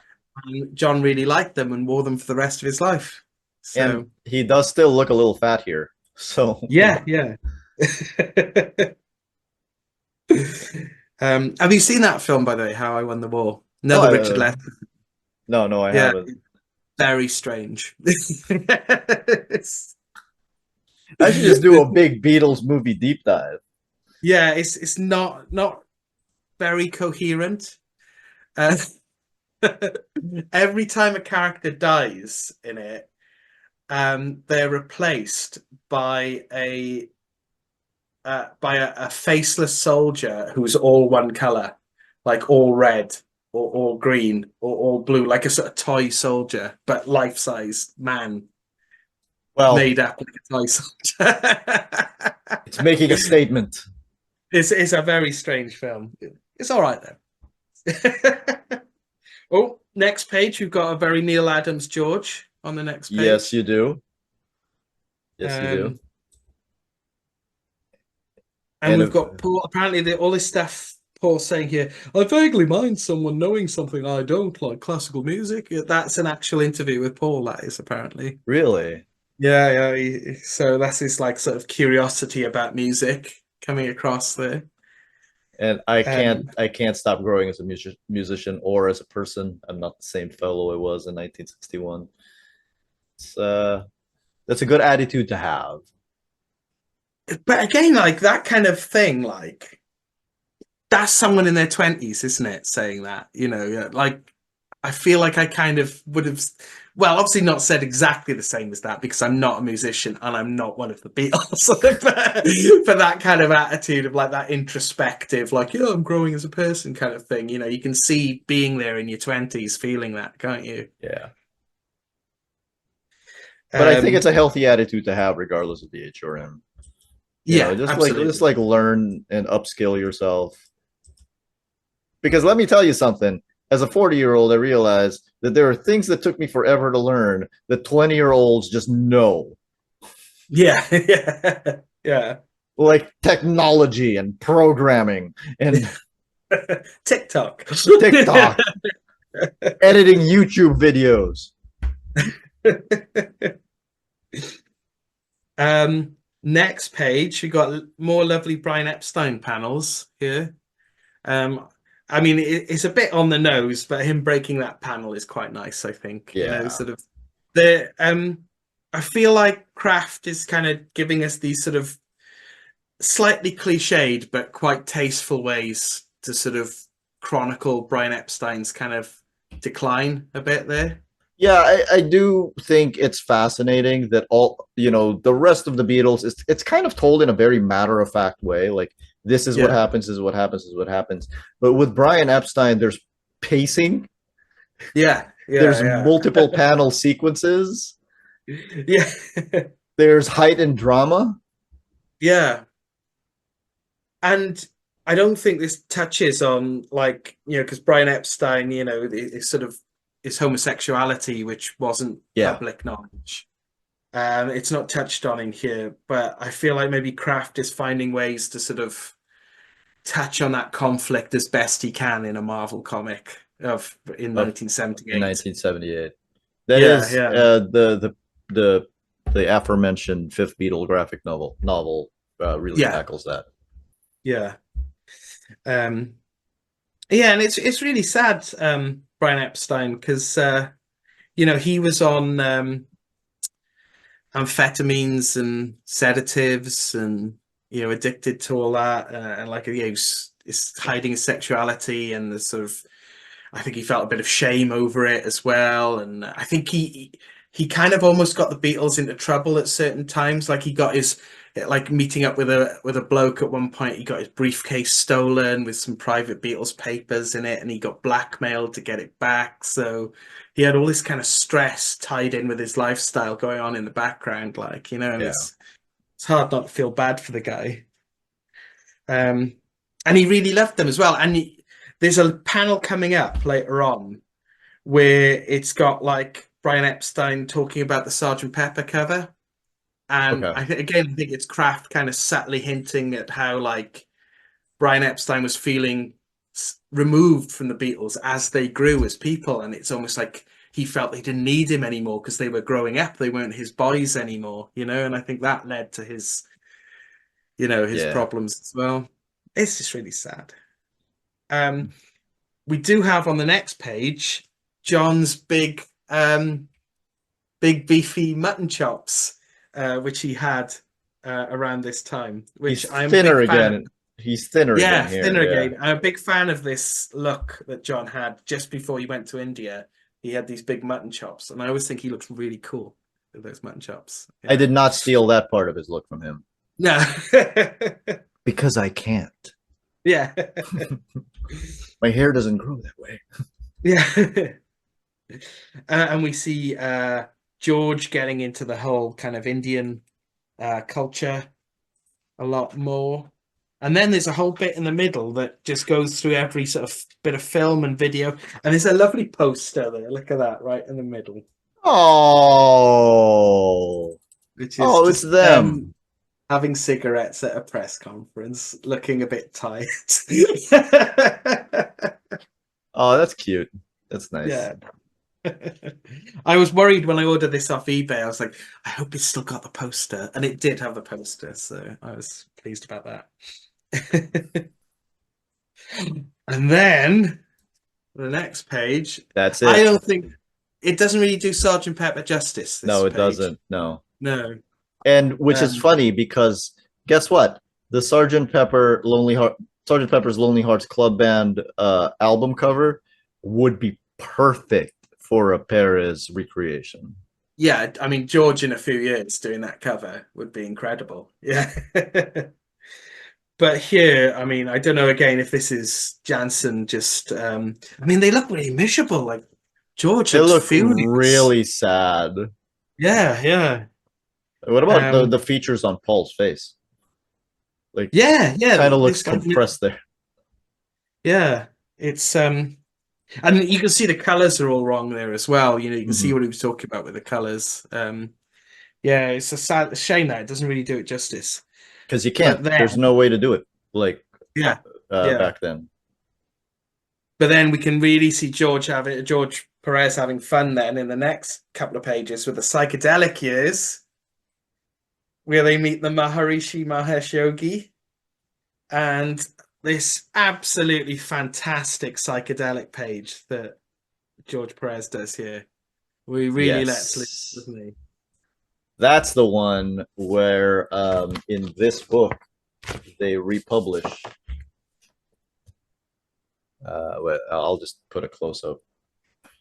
But that's the one where this book they republish it in black and white. Cool. That's lovely. This is the one where I feel like if you were to recolor this, like if you were to recolor, if you were to remaster this comic in any way, if you had to pick just one page, this is the page I would like you to try to remaster. Yeah, you can really see like those colors don't do this page justice. This is a fantastic page. Do you know what I love about this page as well? Is that George Perez has drawn Lucy in the Sky there. I assume it's Lucy in the Sky. It's got to be Lucy in the Sky, yeah. But don't you think there's something really 70s Marvel about that figure, that picture of Lucy? It just feels like, it's from an Adam Warlock comic or something, or Silver Surfer comic. Like. Adam Warlock, Cloud, Jean Grey. And you can tell like he had a lot of fun making that page. Yeah.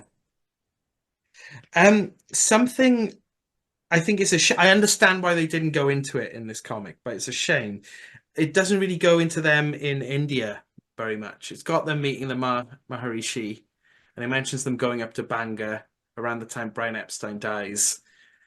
But then it doesn't have them going to India then, which is a shame because it was a really interesting period because they wrote loads of the White Album in India. And also it's where John and Cynthia's relationship really started going south. Like he's really started being horrible to Cynthia in India. And also what's really lovely is that Ringo was worried about the food. So he bought a suitcase full of tins of beans for him to have. for his delicate stomach. But him and Maureen didn't like the insects, and they only had their beans to eat. They didn't like all the sort of curry and lentils or whatever they were having there, so the spices and what have you. So they went home before the rest of the Beatles did, which is quite sweet. Oh, that's funny. So it's a shame Ringo and his suitcase full of beans isn't in this comic. Isn't in here?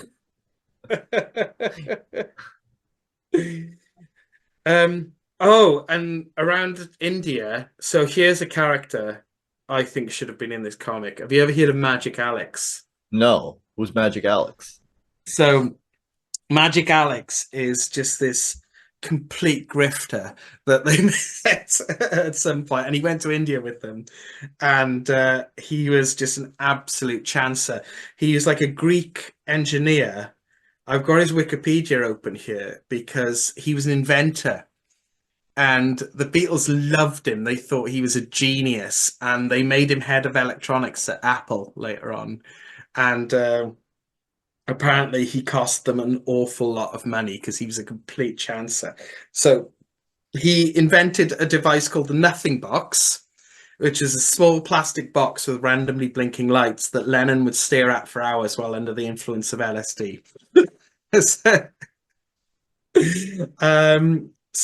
And he claimed that he had a load of inventions that he was working on. So here's some of the inventions he told the Beatles that he was working on. The Beatles were like, "Yeah, this is great. We want this. We want in on this. Here's some money." Amazing. Horrible, So but amazing. he claimed that he could invent a telephone that responded to its owner's voice and could identify who was calling. Okay, not so far-fetched. A force field that would surround the Beatles' homes. An X-ray camera, paint that would make anything invisible, car paint that would change color by flicking a switch, and wallpaper speakers, actual wallpaper, which also acted as speakers. And he later asked for the V12 engines from Lennon's Rolls-Royce and George Harrison's Ferrari so he could build a flying saucer. This is what drugs do to you. But like when you read about Magic Alex, you always get the impression that Beatles were completely like naive and gullible and credulous and suckered in by this chancer. But then there's a bit in Get Back where they've got one of Magic Alex's inventions and they're all laughing at how shit it is. It's like there's a bit in Get Back where they've got a guitar where like the fretboard swivels around. Like, so I think it could change from a bass to a guitar to a lead guitar or something. And it's rubbish, you know. And there's a bit in Get Back where the Beatles are laughing at how rubbish this invention is.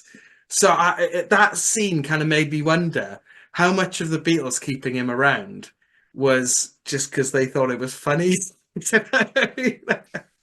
That's incredible. Because like Yeah, I can imagine being like, well, you know what? If he's grifting us, he's not grifting anyone else. yeah. This is. But there was a whole thing with the Maharishi apparently, where because John and George were the last to leave the Maharishi in India, and they actually kind of had a falling out with the Maharishi. They got really disillusioned with him, and part of that was like Magic Alex sowing discord and mischief, you know, because he was jealous of the Maharishi's influence on John. So he told them that the Maharishi was trying it on with all the girls. And I don't know if that was true or not, but John and George at the time believed it. And there's a really famous bit where like the Maharishi's saying, "Why are you leaving?" And John's like, "Oh, you're so cosmic, you tell me." And apparently George later apologized and made friends with the Maharishi again. But John wrote Sexy Sadie about him off the White Album. And the original words were, "Maharishi, what have you done? You've made a fool of everyone." And George had to talk him into changing the name to Sexy Sadie. Wow. Yeah. All because of Okay. Magic Alex. Yeah. Doing the old Grima Wormtongue bit, you know. So not harmless, Magic Alex. Yeah, yeah. Um, but then the Maharishi is really weird. I am a bit dubious about him. I don't know.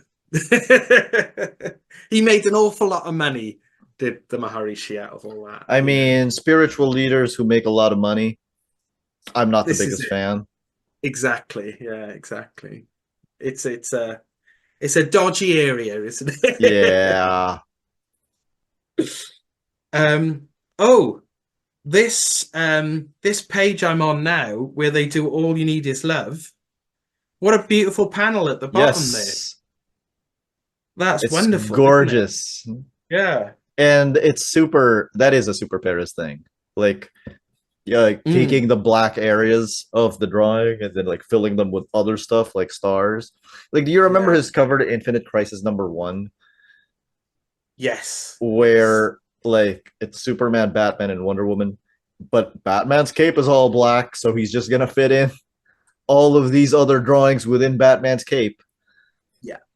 Yeah. And the nice thing about this, speaking of 70s Marvel, is that it also reminds me very much of Eternity. Mm, yes. Yeah.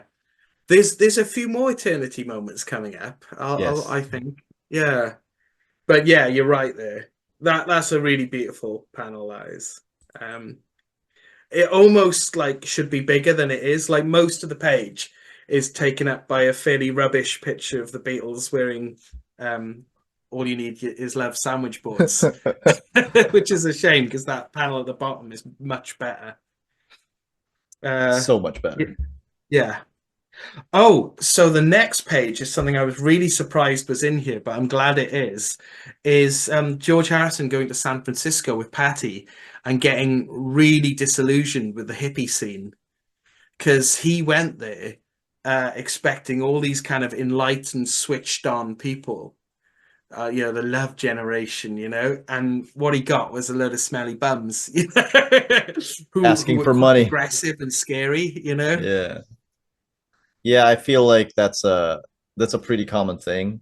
You Yeah, you go somewhere and you're like, okay, yeah, I'm gonna be surrounded by nothing but artists. yeah, But then the thing about that is it might start off as that, but then it attracts people who are attracted to artists, and but then yeah, they're not artists, so they're just like, well, I'm just hanging out around here. Do you have any money? yeah. And you see like on this page and with this anecdote, it's like George was like he was very spiritual and into all mysticism, Hinduism, transcendental meditation, and all that, but he wasn't credulous or naive. He was also like he had a very low tolerance for bullshit as well, Mhm. and you see that in this anecdote, just getting completely disillusioned. You can Oh, you could imagine this too. Like in this little anecdote, he says nothing. There's yeah, no caption boxes saying he's disillusioned. yeah. That's all just 3 panels where you can tell that's what's happening. Yeah, hey brother, you got any spare change? Like, just someone else wanting something from him, Yeah. basically. Yeah. Um, but do you know the story of how John and George got into acid? How? So they went for a dinner party. George and Patty and John and Cynthia went round to a dinner party at their dentist's house with their dentist and the dentist's wife, and the dentist spiked their coffee with acid sugar cubes, LSD sugar cubes, and because the Beatles, George and John thought he did it because he wanted some kind of Beatles orgy to happen, and they weren't up for that, and they were tripping for the first time in their lives, like them and their wives. So they didn't want an orgy with this dentist, so they just drove across London to the nightclub they were going to go to anyway, just tripping balls. and, and apparently they were in this nightclub, and just like the lift was on fire, and from their perspective. And that's how they got into acid. They got Did tricked they by the continue to dentist. go to this dentist? I don't think so. No, I'm not sure. I Because I'm mean, pretty sure that counts as a malpractice. yeah, I mean, I wouldn't go back to my dentist if he spiked my coffee. Well, the funny thing is, if this dentist had tried it on, I don't know, Adam West and Frank Gorshin, Might have They'd worked. have been up for it. Might have worked. Might have worked. But but yeah, they got really into, well, John got really into acid, and George did for a while until that San Francisco incident. And I that's can, when, yeah, yeah, that's like I when can George was like, understand. no more LSD for me. I don't want to deal Uh, with these people. but George wanted to recreate the sort of insight and feeling he had on LSD through other means, then at less harmful means. And that's, when he really pursued transcendental meditation and Yeah. uh, Hinduism and all that. So he never got like, he never really got over like looking for that feeling again. But I think he pursued it in quite a positive way, I think. Whereas John Lennon didn't. No. And ended up on heroin. John had a lot of demons, as we have Yeah, mentioned. yeah, yeah. I do have to say that in this whole thing with Paul McCartney talking about how he can't really just speak for himself, like, Yeah. and they are now representing a whole generation. Uh, it is, it does bring to mind like the nature of celebrity, because in recent years, of course, we hear things like, oh, why don't they just shut up and make art? Why don't they just shut up and make music? Why don't they just shut up and dribble the ball or whatever? And it's just people. The thing is, people look up to these people, and some Mm, people who, especially children who don't have good role models, they use these people as role models, so they do look up to them. yeah, You absolutely. you are the role models. That is one of the things, you mentioned Taylor Swift earlier, and people are always talking about how when Taylor Swift is at a public event or whatever, and she's getting roasted or whatever, she just keeps like a calm poker face, and it's because she can't. Yeah. Right? She Anything she does is going to get analyzed. Like, It's yeah. gonna get super analyzed immediately. So whatever emotion she's feeling, she cannot show it, especially as a woman. I might add, it'll be Yeah. worse. I get the impression that her and Paul are quite friendly. Um, that they get pictured together saying hello to each other, and they've done like interviews together. And I imagine they are people with a lot of common ground, If despite the age difference. if you're Taylor Swift and you're this big, Mm, how many people in the world can even relate to what you're going through? yeah, yeah, You could probably count them on one hand, and Paul McCartney is one of them. yeah, yeah. Um, it's quite nice, isn't it, that they're pals? I like it. Yeah, I am not a Swiftie, but I absolutely respect this woman.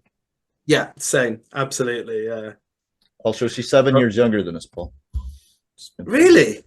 Oh, that's quite bad. She was born in So, '89. oh my God. She was born after Crisis on Infinite Earths.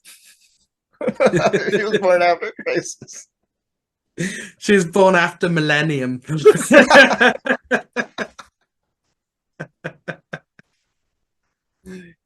She was 2 years old when the Infinity Gauntlet came out. Yeah. So next page, we've got Brian Epstein's death. And yeah, it really did hit him hard. I mentioned earlier on that interview with John, how gobsmacked he looks in it. But yeah, here's where you've got that panel of George's side of that interview, where you can see he's really sort of talking about it in religious terms and his old theories on death. And George had that attitude all through his life, I think, to death, and it was his attitude to his own death as well, that he was going to carry on in some respect. Yeah, I Death mean, wasn't the end. it does feel like he found peace at the Yeah, end yeah, in a way that John didn't. yeah, absolutely, yeah. Speaking of which, here comes trouble. Next Before we got to the page. next page, can I just Yeah. say Mm. I am so glad that comic book coloring has evolved to the point where we can take people with my skin color and color them properly instead of this freaking gray on panel 3 right Holy here. shit. Yeah, yeah. Yeah, the Maharishi's just grey. That is absurd. Next page. Here comes trouble. It's Yoko Ono. Yoko gets a bad rap. Yeah, she does get a bad rap. Like I always say, like anything, like all the stuff that Yoko gets criticized for, some of it's valid, but it's all stuff that John did as well. And sometimes John did it worse, you know. Yeah. But she gets the brunt of it, and it's very unfair. Um, Do you think the Beatles would have broken up with or without Yoko? oh, definitely, Definitely, right? absolutely, So, but it's yeah, the fact that she was there at the end. yeah. But you know, people go on about like, oh, she was following John around everywhere, like that was all her. That was him as well. He was massively insecure, and he wouldn't let her out of his sight. You know, so you know, it's not just oh her keeping tabs on John. It's him keeping tabs on her. You know. Mm-hmm. Um, so yeah, she does get a lot of unfair criticism, I think. Some of it justified, most of it not, I think. Yeah. Yeah. Um, and a lot of her music, right? This is controversial. A lot of her music's not that bad. Like her songs on Double Fantasy, John's last album, her songs, or her half of that album, if some post-punk band brought out those songs and you weren't told it was Yoko, everyone would be Right. saying how great Right. they were. She's in Yeah. the wrong genre. Yeah, yeah. That's what it is. And when John first late just before he died, John heard Rock Lobster for the first time Mm-hmm. by the B-52s. And apparently he was like, the world's catching up with Yoko. And he's kind of right, you That's true. know. Yeah. Because she was with John Lennon, they wanted, first of all, because she was with John Lennon, they were never going to like what she did. Yeah, yeah, yeah. But at the very least, they would have wanted her to sound like the Beatles. Yeah. And it was never going to happen. Yeah. They would have hated that regardless. Anyway. Yeah. At this point, when we're talking about Yoko, I've got to mention one of my favorite parts in Get Back. And that's when George walks out and they're all kind of falling apart. And they go into this big, loud, screaming jam session where Paul is literally swinging from the rafters. And Yoko's in the middle doing her screaming thing, just reveling in the chaos. And I think a lot of it is how it was, but a lot of it is how Peter Jackson's edited together. But it's really funny and it's a really great scene. Like, yeah, just Yoko at the center of all this chaos. It's brilliant. Man, I got to watch that, but it's so long. It is. It's very long, but it's lovely. It's worth it. It's yeah. Um. So, oh yeah, and we're starting to talk about Ringo's film career a bit here. Candy. I haven't seen Candy. Wow. Richard Burton, Marlon Brando. Brando. I gotta see that. I did watch a Ringo film recently, which is also on YouTube for free. If you want to watch something rubbish, but with good music, but absolute rubbish, is Son of Dracula, starring Ringo Starr and Harry Nilsson. Um, and The it's all hell? on YouTube for free. Ringo And has the weirdest career. yeah, so Harry Nilsson plays Son of Dracula, Count Down. That's his name, Count Down. And Ringo plays Merlin, the wizard. And it's just I don't know what he's doing in it because like even Ringo is a better actor than what he's doing in that film. I don't know what he's doing. But so you'll have this terrible film, and then every now and again, Harry Nilsson will do a song and it will be amazing. And then it will go back to being a terrible film, and then Harry Nilsson will do another song and it will be amazing again. And then yeah. It's worth watching though, it's quite funny. Speaking of Ringo, speaking of Yeah. magicians, there's the next page. Oh, oh. Magical Mystery Tour. The first flat out fiasco, unanimously panned by critics and fans alike. It's really cool that David Anthony Kraft kind of acknowledges that, it was a disaster, like, or it was perceived as a disaster at the time. People look at it a bit more favorably now. I think people think it's quite influential now, like it influenced Python, and you can see that the start of that kind of humor in it. But I have to say, as someone who likes this film and loves the Beatles, it is crap.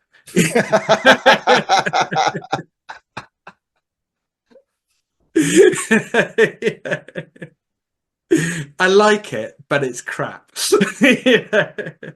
There's a part here where I'm looking at them in the wizard suits, and especially looking at John, and I'm like, why John? Yeah. Like, this is the part where that whole angsty, edgy teenager thing comes out. It's like, why? Why are you doing this to yourself? But again, this is a bit like Son of Dracula. I mean, it's better than Son of Dracula, don't get me wrong, but in the sense that it'll be like not very good things happening, and then like they'll do a song and it's like the best music video for the best song you've ever seen. It's fantastic. Like they do a video for I Am the Walrus in that film, and it's absolutely fantastic. And George does Blue Jay Way, and it's amazing. And then at the end, the finale is all of them coming down the stairs in the white tuxedos doing Your Mother Should Know, and it's just the best. Paul's granny music, I might add, but it's just absolutely fantastic. But you've got this piss poor film in between it all.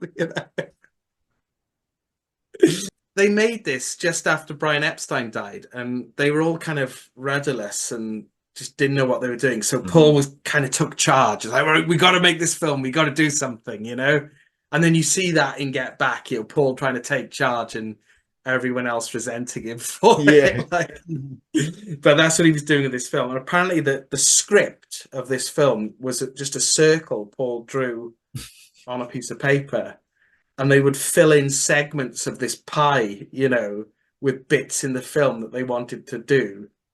And that was the script of the film. My goodness, that's amazing. So I'm definitely glad it exists. I know I've been making fun of it, but I'm definitely glad it exists. And I can see how influential it is. And like I said, all the songs and the music videos in it are fantastic, but it doesn't really come together in any coherent way. I wouldn't have expected it to, though. Like, I mean, I feel like, so one of my favorite movies, well, I wouldn't say favorite movies, like one of the movies I really like is Space Jam. Oh yeah. And like animation fans everywhere are like, oh, this is such a horrible movie. Look at the terrible animation, blah, blah, blah, blah. I'm like, Michael Jordan and Bugs Bunny. I'm not expecting art. Yeah. So in this case, it's like, it's John Lennon in a wizard suit. Yeah. Like, it's, exactly. What am I really expecting? Yeah.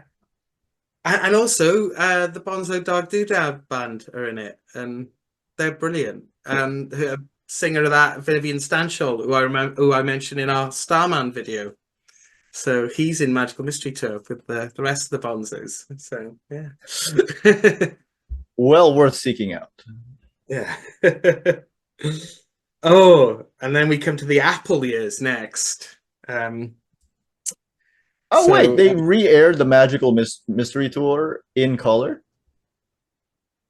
Yeah, because that was one of the big problems with the Magical Mystery Tour, is that it went out on the BBC on Boxing Day, and everyone kind of sat around the telly expecting a Hard Day's Night.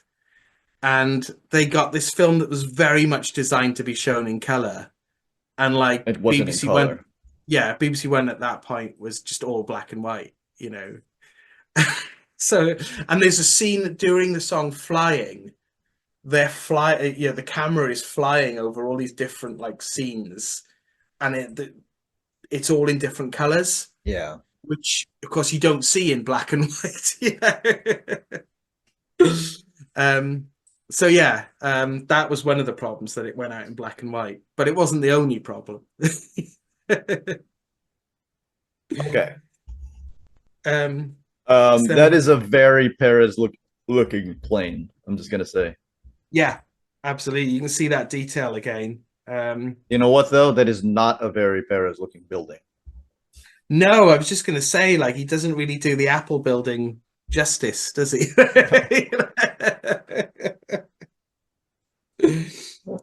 He doesn't really do Johnny Carson justice in the next panel. I guess they couldn't get the No, right Johnny Carson. I don't know who that is.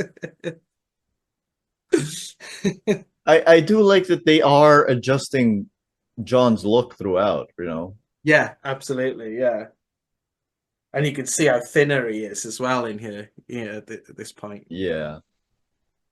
It does look. I mean, I'm just gonna say it again. Like it does look weird. The line art looks trimmed down. Yeah. It looks like it was reproduced badly. Yeah. Yeah. Yeah. And then who's this supposed to be at the top of the next page? That's Gene Mahan. Oh, right. Oh, okay. I Right. beg your pardon. Fair enough. Okay, that makes more sense. Gene Mahan. Yeah, yeah, yeah. The A side of the album will have a complete apple Yeah. and no Oh, copy at I all. beg your pardon. I'm sorry, George and Klaus. Accept my apologies. The middle of the next page, though, is fantastic. Again, it's just conveying the chaos of Apple with, Yes. the same image separated into four panels again. That's it, right? Like Yeah. this is a standard comic book trope that George liked to use Mm, at some point because he it's a way to really aside from conveying time, it's just a way to control the balloons. yeah, Because yeah, imagine this with no gutters, but with all the balloons. Like, yeah. but this is a way to control the balloons so we could see where to go. But it doesn't undermine the chaos of the scene either, does it? Like, No. that's really conveyed successfully. Um, yeah, apparently they had all these tapes sent into Apple and they never listened to a single one, apparently, which is really bad. That's really sad. Oh, and then we got Yellow Submarine on the next page. Um, Can I Big just George, say one of my favorite movies? it's so good. It's really great. It's so good. I Yeah, could then they were watch gonna it make it. over and over and over again. It's so Yeah, good. it's absolutely fantastic. They were going to make a remake of it recently, weren't they? Past 10 years or so, they were going to make a remake of it. And it just fell through, apparently. But it was all going to be CGI and all that. I I don't. don't know if it would have been the same. Yeah. Oh, But again, Bill Morrison of Simpsons comics fame did an adaptation of the movie Yellow Submarine. I've got that. It's very, very good, isn't it? It's Yeah. very well drawn, and I really like Bill Morrison. But it's just like there is a part of me that whenever I open it up, thinking, why don't I just watch the Yellow Submarine? Yeah. Yeah. Yeah. Absolutely. Again, the star of that film is Ringo, right? I Yes. mean, obviously it's not Ringo playing Ringo, but the Ringo character is the star of that film, And Um, also, he's a born lever puller. Pulls a yeah. lever. Like, I'm a born lever puller. I jump in the Mersey, but it looks like rain. Ringo is actually voicing Ringo in that cartoon, really? No, no, Ringo's Oh, not okay. voiced. Oh, yeah, unfortunately, not. No, none of them do their own voices. Yeah. Apparently, the guy who voiced George was just some guy they found in a pub, and he stops having lines halfway through the film because apparently he was wanted by the police and just disappeared That's halfway through the hilarious. recording of the That's hilarious. film. But it's still great. Also Um, introduces us to a lot of a lot of characters, including the Blue Meanies. Yeah, Blue Meanies. What's the name of the police guy? Oh, you mean old Fred, the captain of the Yeah, yeah, submarine? yeah, yeah. The captain of the Yeah. submarine. Sorry, yeah. So the captain of the submarine, old Fred, is Or is it young Fred? I don't. I think it's young Fred, isn't it? But he's an old man. if you read the comic book Bandette by Yeah. Paul Tobin and Colin Coover, there is a policeman there who looks very much like old Fred. Nice. And I have to imagine that it's intentional. There is also a professional wrestler named the Blue Meanie. Oh, brilliant. And he dresses himself up in like blue makeup and and he's a comedy character. So that really just leaves Jeremy. Jeremy Boob. Jeremy Boob, the nowhere man. Yeah, he's great. He's great. I love Yellow Submarine.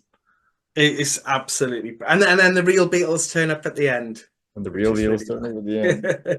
And then the next page is got them doing "Hey Jude" with David Frost, and "Hey Jude," greatest song ever made. It's possible.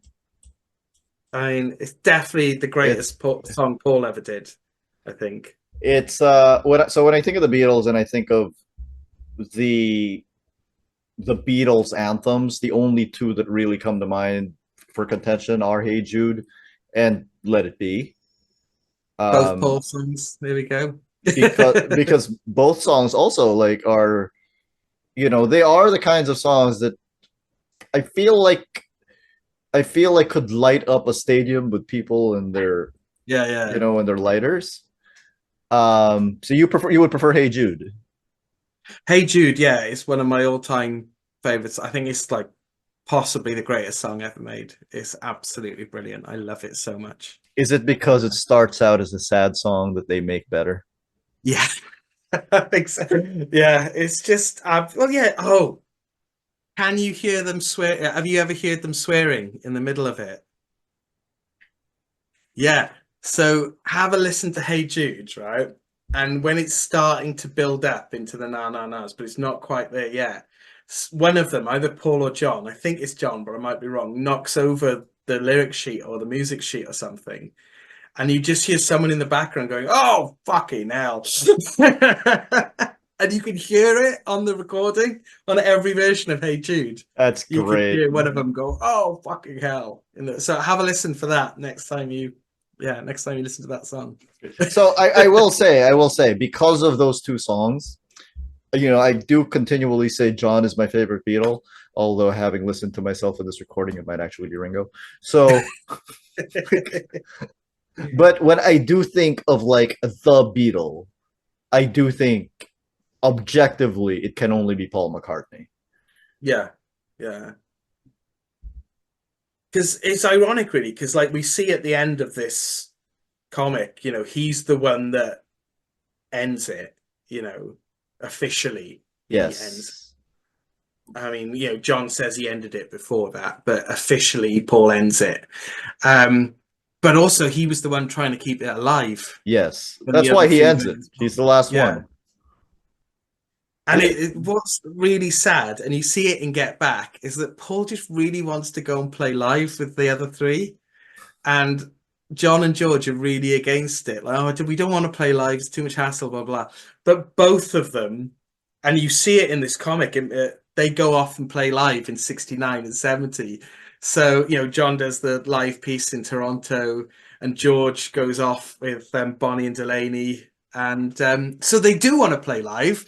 They just don't want to play live with Paul, which is just really sad. That is sad. Yeah. No, yeah, and also the other thing is, as a kid, listening to these two songs, "Hey Jude" and "Let It Be," with my preconceptions of who John, Paul, George, and Ringo were, I did not think they were Paul songs, because that's how much Yeah. Paul grew, right? Yeah. Over those several years. Like, I associated Paul with like, like granny music. Yeah.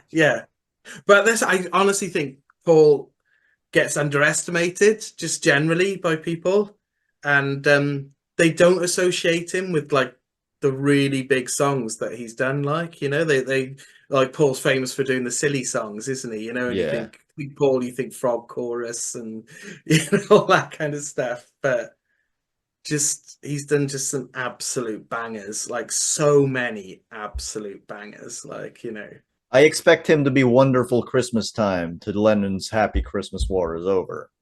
yeah, yeah. That's the thing. And Do you know right? I'm going to say something about Paul here, right? And why Paul is my favorite. Paul could write Happy Christmas War is Over. John could couldn't never. write Wonderful Christmas Time. Yeah. But would Paul write Happy Christmas War is over? I think he could. Yeah, yeah, yeah.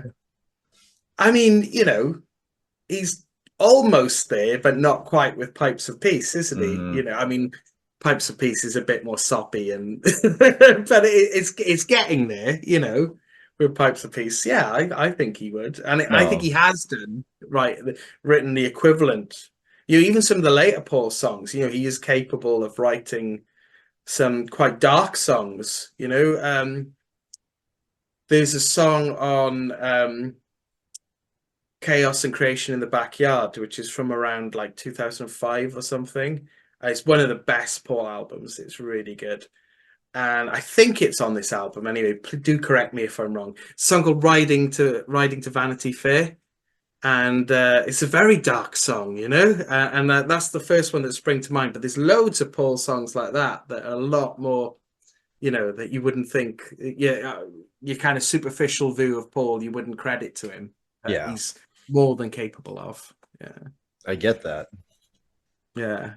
Oh yeah, yeah. Yeah. But the general view of Paul, I mean, No, that's definitely how I've used to view Paul. Yeah, yeah, yeah, yeah, yeah.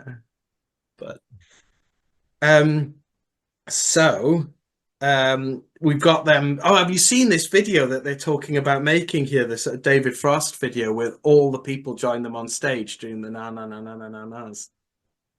It's well, I've seen the incredible. Hey Jude video. Yeah, that's what I mean. Yeah. Yeah, yeah, oh yeah. I It's love it. incredible. It's so much. Yeah. And the Yeah. way it starts on Paul's face. Hey Jude. Yeah. Yeah, yeah, yeah, that's it. Yeah. And then by the end, just like everybody's on the stage. Yeah, it's fantastic. It's one of the reasons why it is in contention for the greatest song ever. Yeah, yeah, yeah. Because that is exactly what music is all about. Yeah, yeah, absolutely. Yeah. And then the next page, we get John Lennon's like angsty pretentiousness. Yeah. And John getting busted.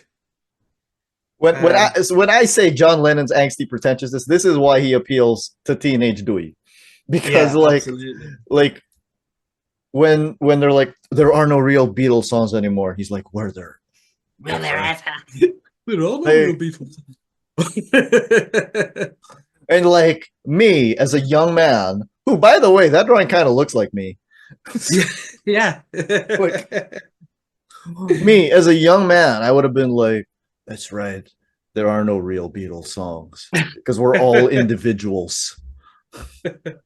So in that panel, that's John's you in that panel, and Ringo's me. And that's just change the coloring. And yes, he is arrested for possession of illegal drugs. So there was this policeman at the time with the most British name ever, Nobby Pilcher. I think Nobby was a nickname, but his name was Pilcher. And Nobby Pilcher, his thing was busting rock stars. And he went after George, he went after Jagger, he went after everyone. But like, yeah, it was very likely that he planted stuff. I think like when he busted George, he found a load of weed And like George said something like, "I know that's not my weed because that's not where I hid it." So,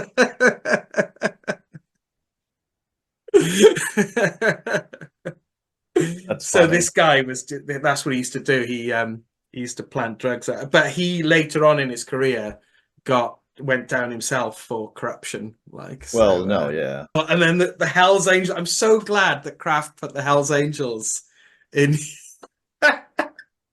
So apparently, the story behind this was that George hung out with some Hell's Angels in America at some point and said, if you're ever in London, come to the Apple offices. We'll look after you." Made this empty promise, the empty gesture. And then they actually showed up at the Apple offices and just lived there for quite a long period of time. Just wouldn't leave. And everyone was too scared to ask them to leave. And that Christmas party that's depicted in the middle of the page, the Hells Angels completely ruined that Christmas party, apparently. They started getting belligerent and a bit fighty and stole the turkey. While John and Yoko were dressed as Father and Mother Christmas. That's great. Also, to non-British people, Father Christmas is what they call Santa Claus. Yeah. And Mother Christmas, Mrs. Claus. Yeah. There is Google this picture, right? Because it's one of the funniest Beatles related pictures of all time. It's a picture from that party, and it's John and Yoko as Father and Mother Christmas sitting next to Mary Hopkin at the bottom of a Christmas tree. And Mary Hopkin was kind of like Paul's protege. She was one of the artists signed to a folk singer signed to Apple that Paul was kind of looking after. So it's John, Yoko, Mary Hopkins sitting at the bottom of a Christmas tree. John and Yoko dressed as Father and Mother Christmas, and they look miserable as sin. Like all three of them look so unhappy. It's just one of the funniest pictures of all time.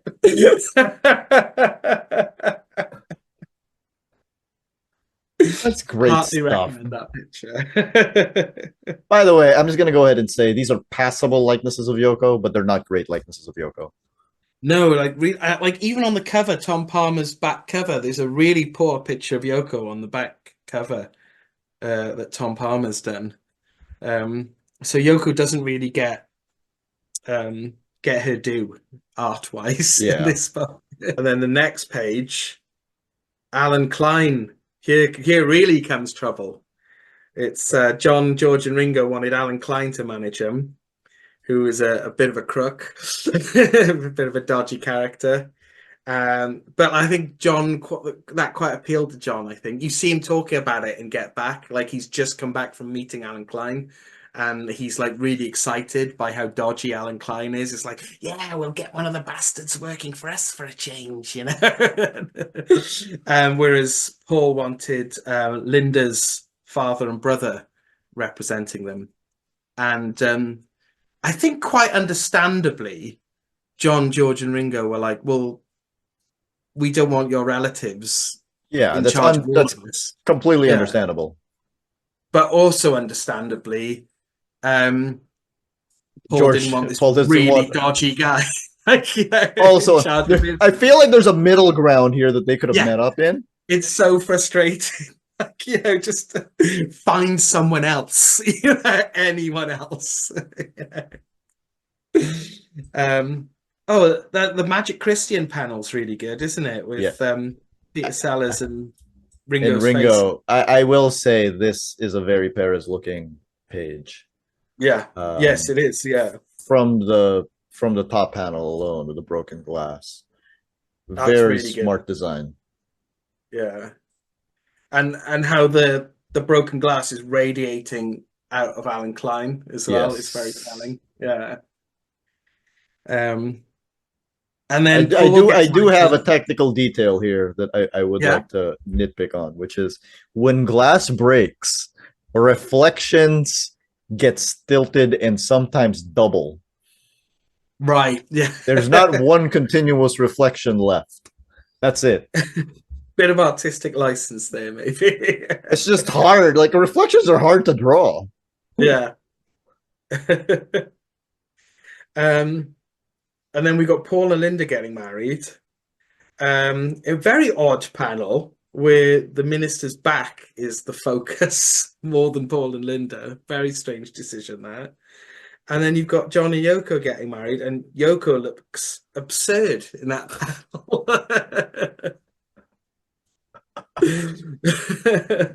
Yes. So Um, this next page, the top panel of the next page, is the subject of a very long Peter Jackson documentary. which I recommend heartily. Yeah. If you have the time, just play it. Yeah.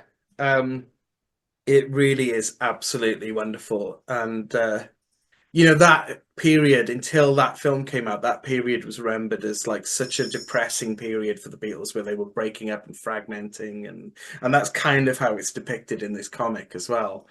And a lot of that was to do with the Let It Be film that came out, which is on the internet somewhere, free to watch, if you're interested. I can't remember where. It's not on YouTube, but it's out there somewhere. Internet Archive, I think, maybe. Um, because it's not officially released anywhere, so you won't be stealing from anyone. But Get Back is so much better. You just get the full picture, because you get that fragmenting, but you get why they loved each other, why these four people loved each other as well, and you just get the full story basically. And it's just like hanging out with them for a couple of days, that's what it feels like. And we also we tend to just fill in the gaps whenever we don't Yeah, know things. Like yeah, that's just human conditioning. So when we know yeah, that something sad happened, we just fill it in with nothing but sad events. yeah, yeah, absolutely, yeah. um but it was so much more than that, like them jamming together, just having so much fun together, it really is just joyful, like.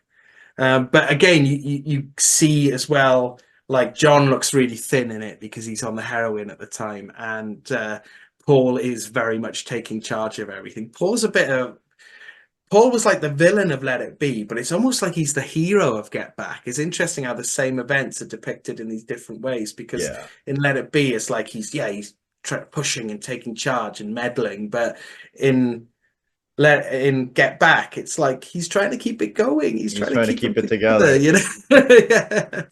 Yeah. And then, of course, you see George kind of bristling. Even in Get Back, you see George bristling at like Paul's control, trying to control him. Yeah.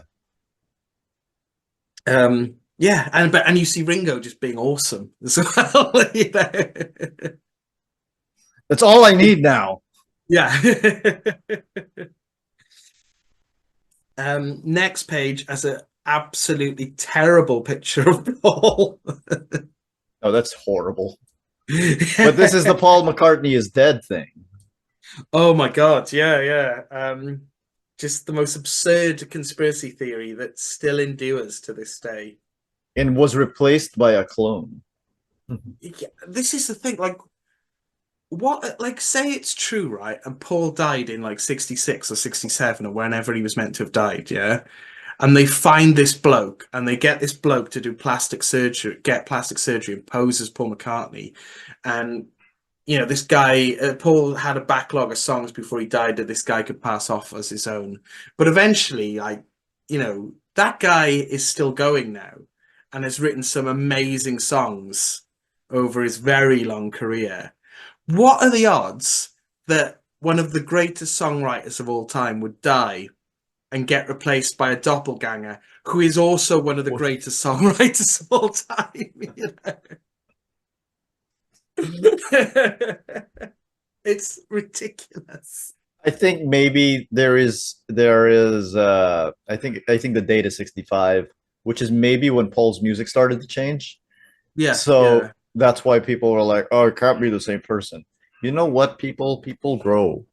yeah, absolutely. Yeah, and as this comic has shown us, Paul is on record saying, "I'm growing as a person." I'm growing musically. He's literally telling you he's doing it. It's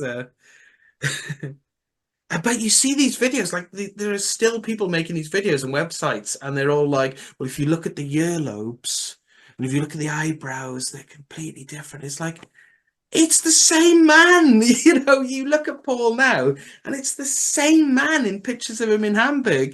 It's obvious because that's a really distinctive face. It's yeah, We have to it's mention the other Beatles Batman connection, which is yes, that in an issue of Batman, they have Beatles analogs talking about how one of them is dead, and it's supposed to be the Paul analog. And the twist at the end of that story is that the Paul analog is actually the real one. The other three died yeah. and were replaced by doubles. Here we go. There's your Because conspiracy. there's your conspiracy right there. The real lesson here is conspiracy theories are stupid. Okay. Um, and then you've got a panel devoted, a few panels actually devoted to John sending back his MBE. In And protest. Aunt Mimi makes an appearance, well, barely an appearance. You see the back of Aunt Mimi in the distance. Yes. So I assume they couldn't get the rights to her image. Probably not. I mean, I feel like they could have just drawn a woman, any woman, because like, I We mean, don't know what she looks like. like I know what Aunt Mimi looks like, but in 1978, without the internet, would You that wouldn't know many? what you wouldn't know what she Yeah, looks like. yeah. um, That is John becoming really, really, really involved in protest movements. yeah, And which is what he got really into then in the early 70s. yeah, Um, really interesting period. this is where he Musically, a found bit up and down. this is where he found this is where he found meaning in that particular time. Yeah. Um, It's interesting because they all wanted to be more substantial than the Beatles, yeah, than the yeah, Beatles' reputation. And Paul yeah. found it in making better music, and John found it in causes. But I think if you ask John, he would have said he found it in better music too. For causes. Yeah, for causes, yeah. But I only say that it's only really sometime in New York City, really. It's like his kind of political album, isn't it? Yeah. Because Plastic Ono Band is all about him, isn't it? Mm-hmm. And so is Mind Games to a certain extent. Oh But like, yeah. Oh yeah. I bet then like sometime in New York City, that's his real political Right. album. Yeah, but George musically after the Beatles as well did possibly one of the greatest albums of all time, All Things Must Pass. Oh really? All right. I think you might like that album if you haven't heard it. It's a huge triple album. The third disc is more like him jamming. It's not that interesting, but the first two discs are just wall to wall bangers, and Dylan's on there a lot. Um, George does a cover of "If Not for You," and the first track on the album on disc one, I believe, is "I'd Have You Anytime," which is co-written with Dylan. Um, These so are so Dylan's on this album. yeah, yeah, This is incredible because I love Dylan, but yeah, like as with all old people, I do have a bit of hesitance trying out any new Dylan stuff because there's a part of me that's always like, well, it can't possibly be as good as what already came out, you know. yeah. And then All things. recently, you made me listen to Murder Most Foul, and I'm What a song! like, What an incredible song! how? How is he So still this good? yeah, I mean that song is an experience, isn't it? It's like a good experience. Like yeah, but All Things Was Past. That album, George did that in 1970, and he was initially the most successful solo Beatle based on that album, and is the one with My Sweet Lord on it, basically. Okay. Uh, but the whole album is absolutely incredible, and a lot of it is the songs that John and Paul wouldn't let on the Beatles albums, or songs that he wrote because he was pissed off with Paul. Uh, and and it's just there's not a bad song on those first two discs. It is just such an incredible album, and yeah, Dylan's on it a lot, so I That's really great. recommend it. Yeah. I will look that I up. recommend it to everyone listening. Yeah. um but this page here, we see George playing with Delaney and Bonnie. So he is playing live, but just not with Paul. We see John and Yoko shaving their hair. Another terrible picture of Yoko. Yes. Not a bad picture of John. Not a bad picture of John. Terrible picture of Yoko. Really weird picture of Ringo to, Very, very weird. yeah, advertising Sentimental Journey. And then possibly my favorite panel in the whole comic is the last panel of this page, with Paul officially announcing the breakup of the Beatles, and it's just all just black and white. Right. I love that panel. It's great. But those words he's saying there, what he did when he brought out McCartney, his first solo album, he brought out a press release that was basically an interview where he kind of said, "Yeah, the Beatles are over," and John was not happy because he wanted to be the one to officially end the Beatles. This is how you know these two people are still young. Yeah, yeah, This is something yeah. young people fight over. Yeah. 40-year-old people would be like, all right, you can announce it if you want. I don't care. Okay, small production thing. You realize that this caption, the news stunts the world, etc., it's actually on blue. It's on Mm, dark blue, which is then over the black, which you can tell that's supposed to be over black, right? Like yeah, artistically yeah. speaking, it's the only thing that makes sense, and that would be fixed with today's production techniques. Because if you did that on straight black, white on black, then you get freaking Crisis on Infinite Earths. So this is George Perez becoming George Perez. It's it's such a great panel. But yeah, like you say, it is spoilt a bit by the production Oh well, techniques I mean, there. I think that's what he says. It's like the production techniques limited what they could do Yeah, yeah. um, at the time. And Um, yeah. well, I have something to say about the last page. Well, before we go to that, I've just remembered something from a couple of pages. Yeah, when you were talking about the big panel a couple of pages before, and we were talking about Get Back. So there's a really interesting thing that Kraft says here is no one can seem to agree on what should be done with the disastrous Get Back sessions.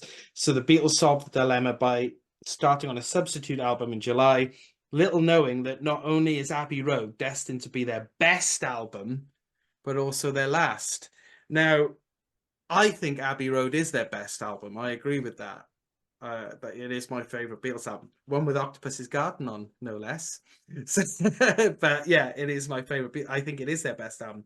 But it's interesting how in 1978, David Anthony Kraft is saying it's their best album because, I would have thought the consensus is Sergeant Pepper's their best album, or I would have thought Revolver. that too. Yeah, Yeah. yeah. So it's interesting that he's actually openly saying, yeah, Abbey Road's their best album, which is And true. you didn't have the Yeah. internet back then too, like Yeah. Yeah. Yeah. to be Yeah. like, hey, what is the, because if I want to take a look at what people consider the best, all I have to do is Google like top 10 lists, Yeah. Yeah. Yeah. and then Yeah. be like, all right, what gets named the most, right? Like that's all I have to do. Literally, that's all I have to do. But Yeah. like, how do you come to that consensus in 1978? That's interesting. Because these days you could say, like, for example, it's got songs, songs like "Come Together" and "Something." They're still really huge Beatles songs, and "Here Comes the Sun" is the most streamed Beatles song on Spotify. That So blows my mind. yeah, so you can use statistics like that to say this is why it's the best Beatles album, but he couldn't do that in 1978. That blows my mind. That blows my mind that "Here Comes the Sun" is the most streamed Beatles song. Yeah, it is a great song. One of George's best songs. Like, yeah. Like I like it a lot, right? Mm. But I am surprised that it's not like, Hey Jude Yeah, yeah, you'd think it would be, wouldn't you? Or, or even Come Together or or Come something like, Together. yeah, yeah. This is stuff like that. I think George's film is going to do very well as well. Not as well as Ringo. I still think Ringo's film is going to do the best, but I think George's film will do well as well because, yeah, because I think people are noticing George more and more, and rightly so, because Rightly so. Because George is my second favorite Beatle. he's Yeah, the shy one. yeah, So it's time to get his due. yeah. Um, so the last page. Let's go back to the last page. What I were you going to have say something to about it? say about the last page, Yeah. which is that well before I found out about this whole incident, I had seen the Simpsons episode It's been done. where the barbershop quartet. Yeah. And I just want to say, this is how great the Simpsons were back in the day, that I had no idea they were referencing anything. And I just still thought it was a great TV moment.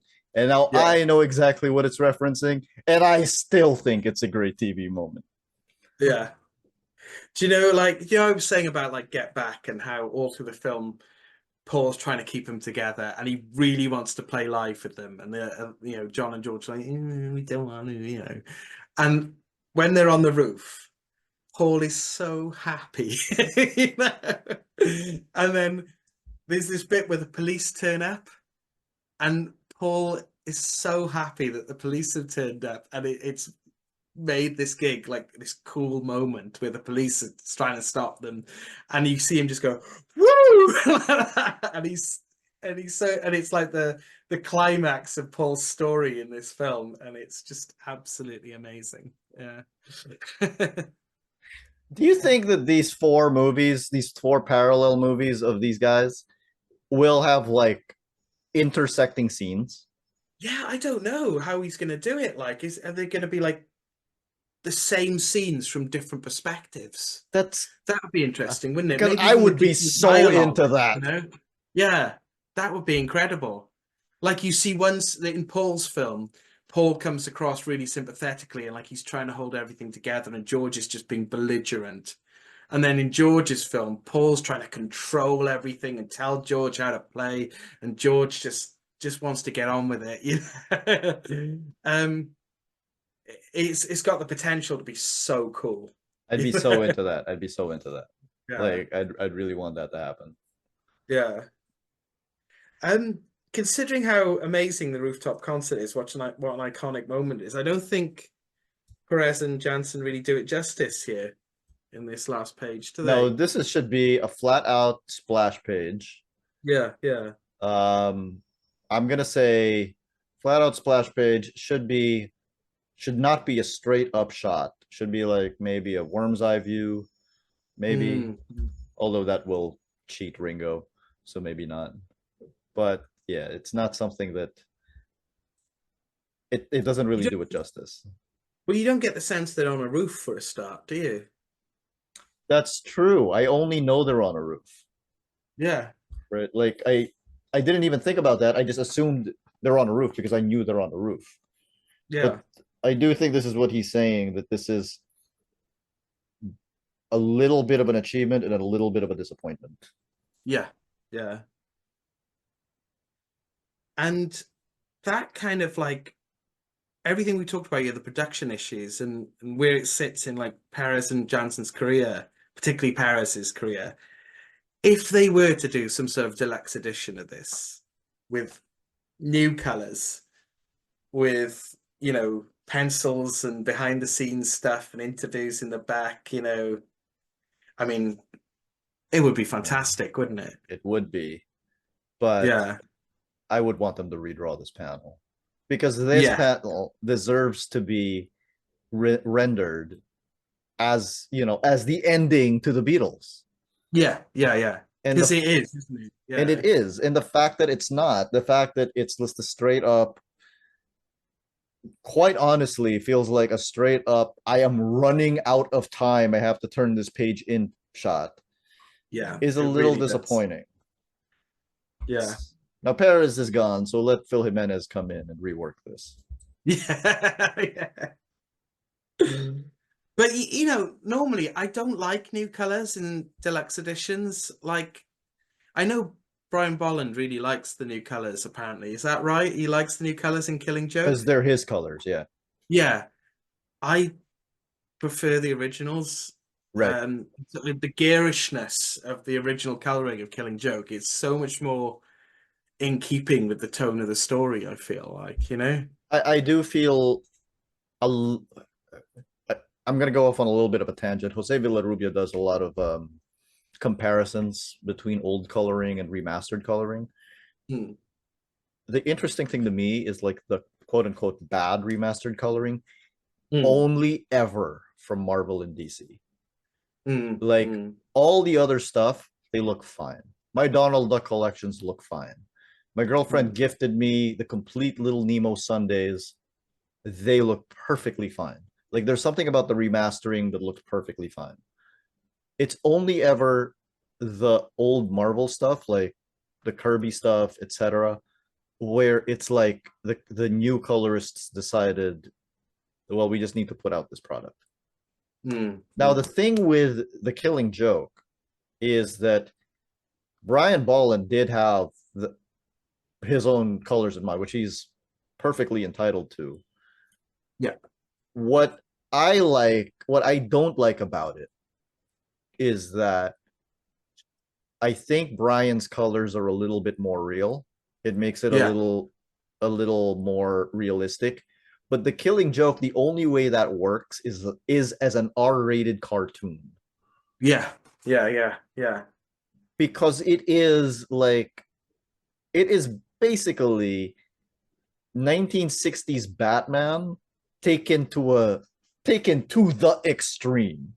Yeah, yeah. Yeah, the only way it really works is as this kind of garish nightmare. Yeah, over the top nightmare. Exactly. There it is, yeah. And that's not what Brian's colors do. Mm, So in this case, I do think there's a way to rework this, yeah. but I also, if you were to come up with this, I don't know, Paul, like, would you want them to fix the likenesses? I personally, the only thing I want from this, because it is what it is, you know, likenesses and all, but I would like the colors to be more as George intended. So the bits that work would really work then with the right Right, coloring. But right, right. I would want to keep the rest as more as like the same, you know? Yeah, I can see that. Yeah. I wouldn't know how to recolor something so that it looks like it came from that era and also like make it really work. Yeah, same. Um, I have no but idea. like I would have no idea, so I'm not gonna Yeah. presume. Uh, but yeah, this last page really is quite disappointing. Not as Yeah. disappointing, however, as I'm sure you know this. So this was Marvel Super Special number 4. There was a in Marvel Super Special number 7,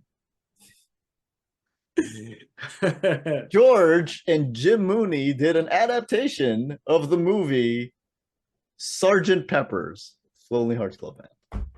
Starring the Bee Gees. The Beatles music Yeah.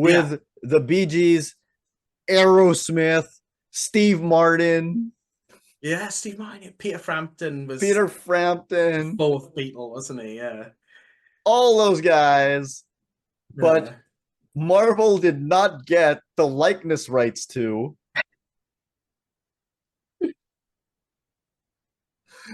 So therefore, the end result is the US and UK editions of Marvel Super Special were never released. However, it was released in France and in Denmark. So those are real collector's items. So I would have to pay hundreds of pounds to see an off-model BG then. That's Sergeant Pepper. Like if I can make out these words right, it's like um amidst the deafening chaos of battle rises the merry sound of music. Why even the German soldiers stopped to take note of Sergeant Pepper. It's horrible. Oh, yeah. Apparently Uh, that I've never seen that film. Apparently, it's supposed to be really bad. so this is what Perez has to say about it. Everything I enjoyed about the Beatles story, I hated about Sergeant Pepper. It was nearly zero cooperation from the Robert Stigwood company. We didn't realize that the script was still in so much flux that things we were putting in the comic were not going to appear in the movie, and things we didn't know about were going to be added to the movie. The plot was so convoluted and cheesy, even on the printed page, and after a while, we realized it was not really going anywhere. They said they were going to have all these superstars appear at the end of the film, and of course, in the end, they couldn't get them, which they did, I think. But anyway, he says, not that we could have used them anyway, because we didn't have the license to use their likenesses. I am so grateful that the book never got an American release. I've yet to see a copy of Sergeant Pepper. He Wow. has never seen one. I will be stunned the first time I ever get one of these books put in front of me to be signed. You'd think that in this eBay-oriented world that someone would have managed to find a copy of Sergeant Pepper, even if it was in another language. This is it. I mean, some things are rare because no bugger wants them, you know? That completes the Beatles story. I'm going to ask you a question, Paul. Was it worth 40 Yeah. quid? Yes, it was. I'm really glad I own this. I feel like it's a bit of I don't know, it's just my two great loves, you know, the Beatles and comics, just sort of overlapping in this sort of kind of interesting but flawed way, you know, which is the best that it kind of, you know, the best kind of interesting is the flawed, interesting stuff, I Yes, think. absolutely. And it's a nice little time capsule. It is a it's a nice little time capsule of where the artists were and where how the world saw the Beatles before, you know, Before John John's died. death changed everything, you know? Yeah. So yeah, it's because now you couldn't do this story without mentioning that now, No. you know? Like John Lennon would die 2 years later. It is interesting. You're not going to see Yeah, a lot of, Beatles recaps that yeah, that take place before John's death at this point. So it yeah. is a nice little time capsule. It's nice to see where they were. And I think also very it kind of ends on a high note that their lives are now their own. They can do whatever they want. And Yeah, then 2 years later, John Lennon dies. yeah. And Wings split up. The bigger tragedy.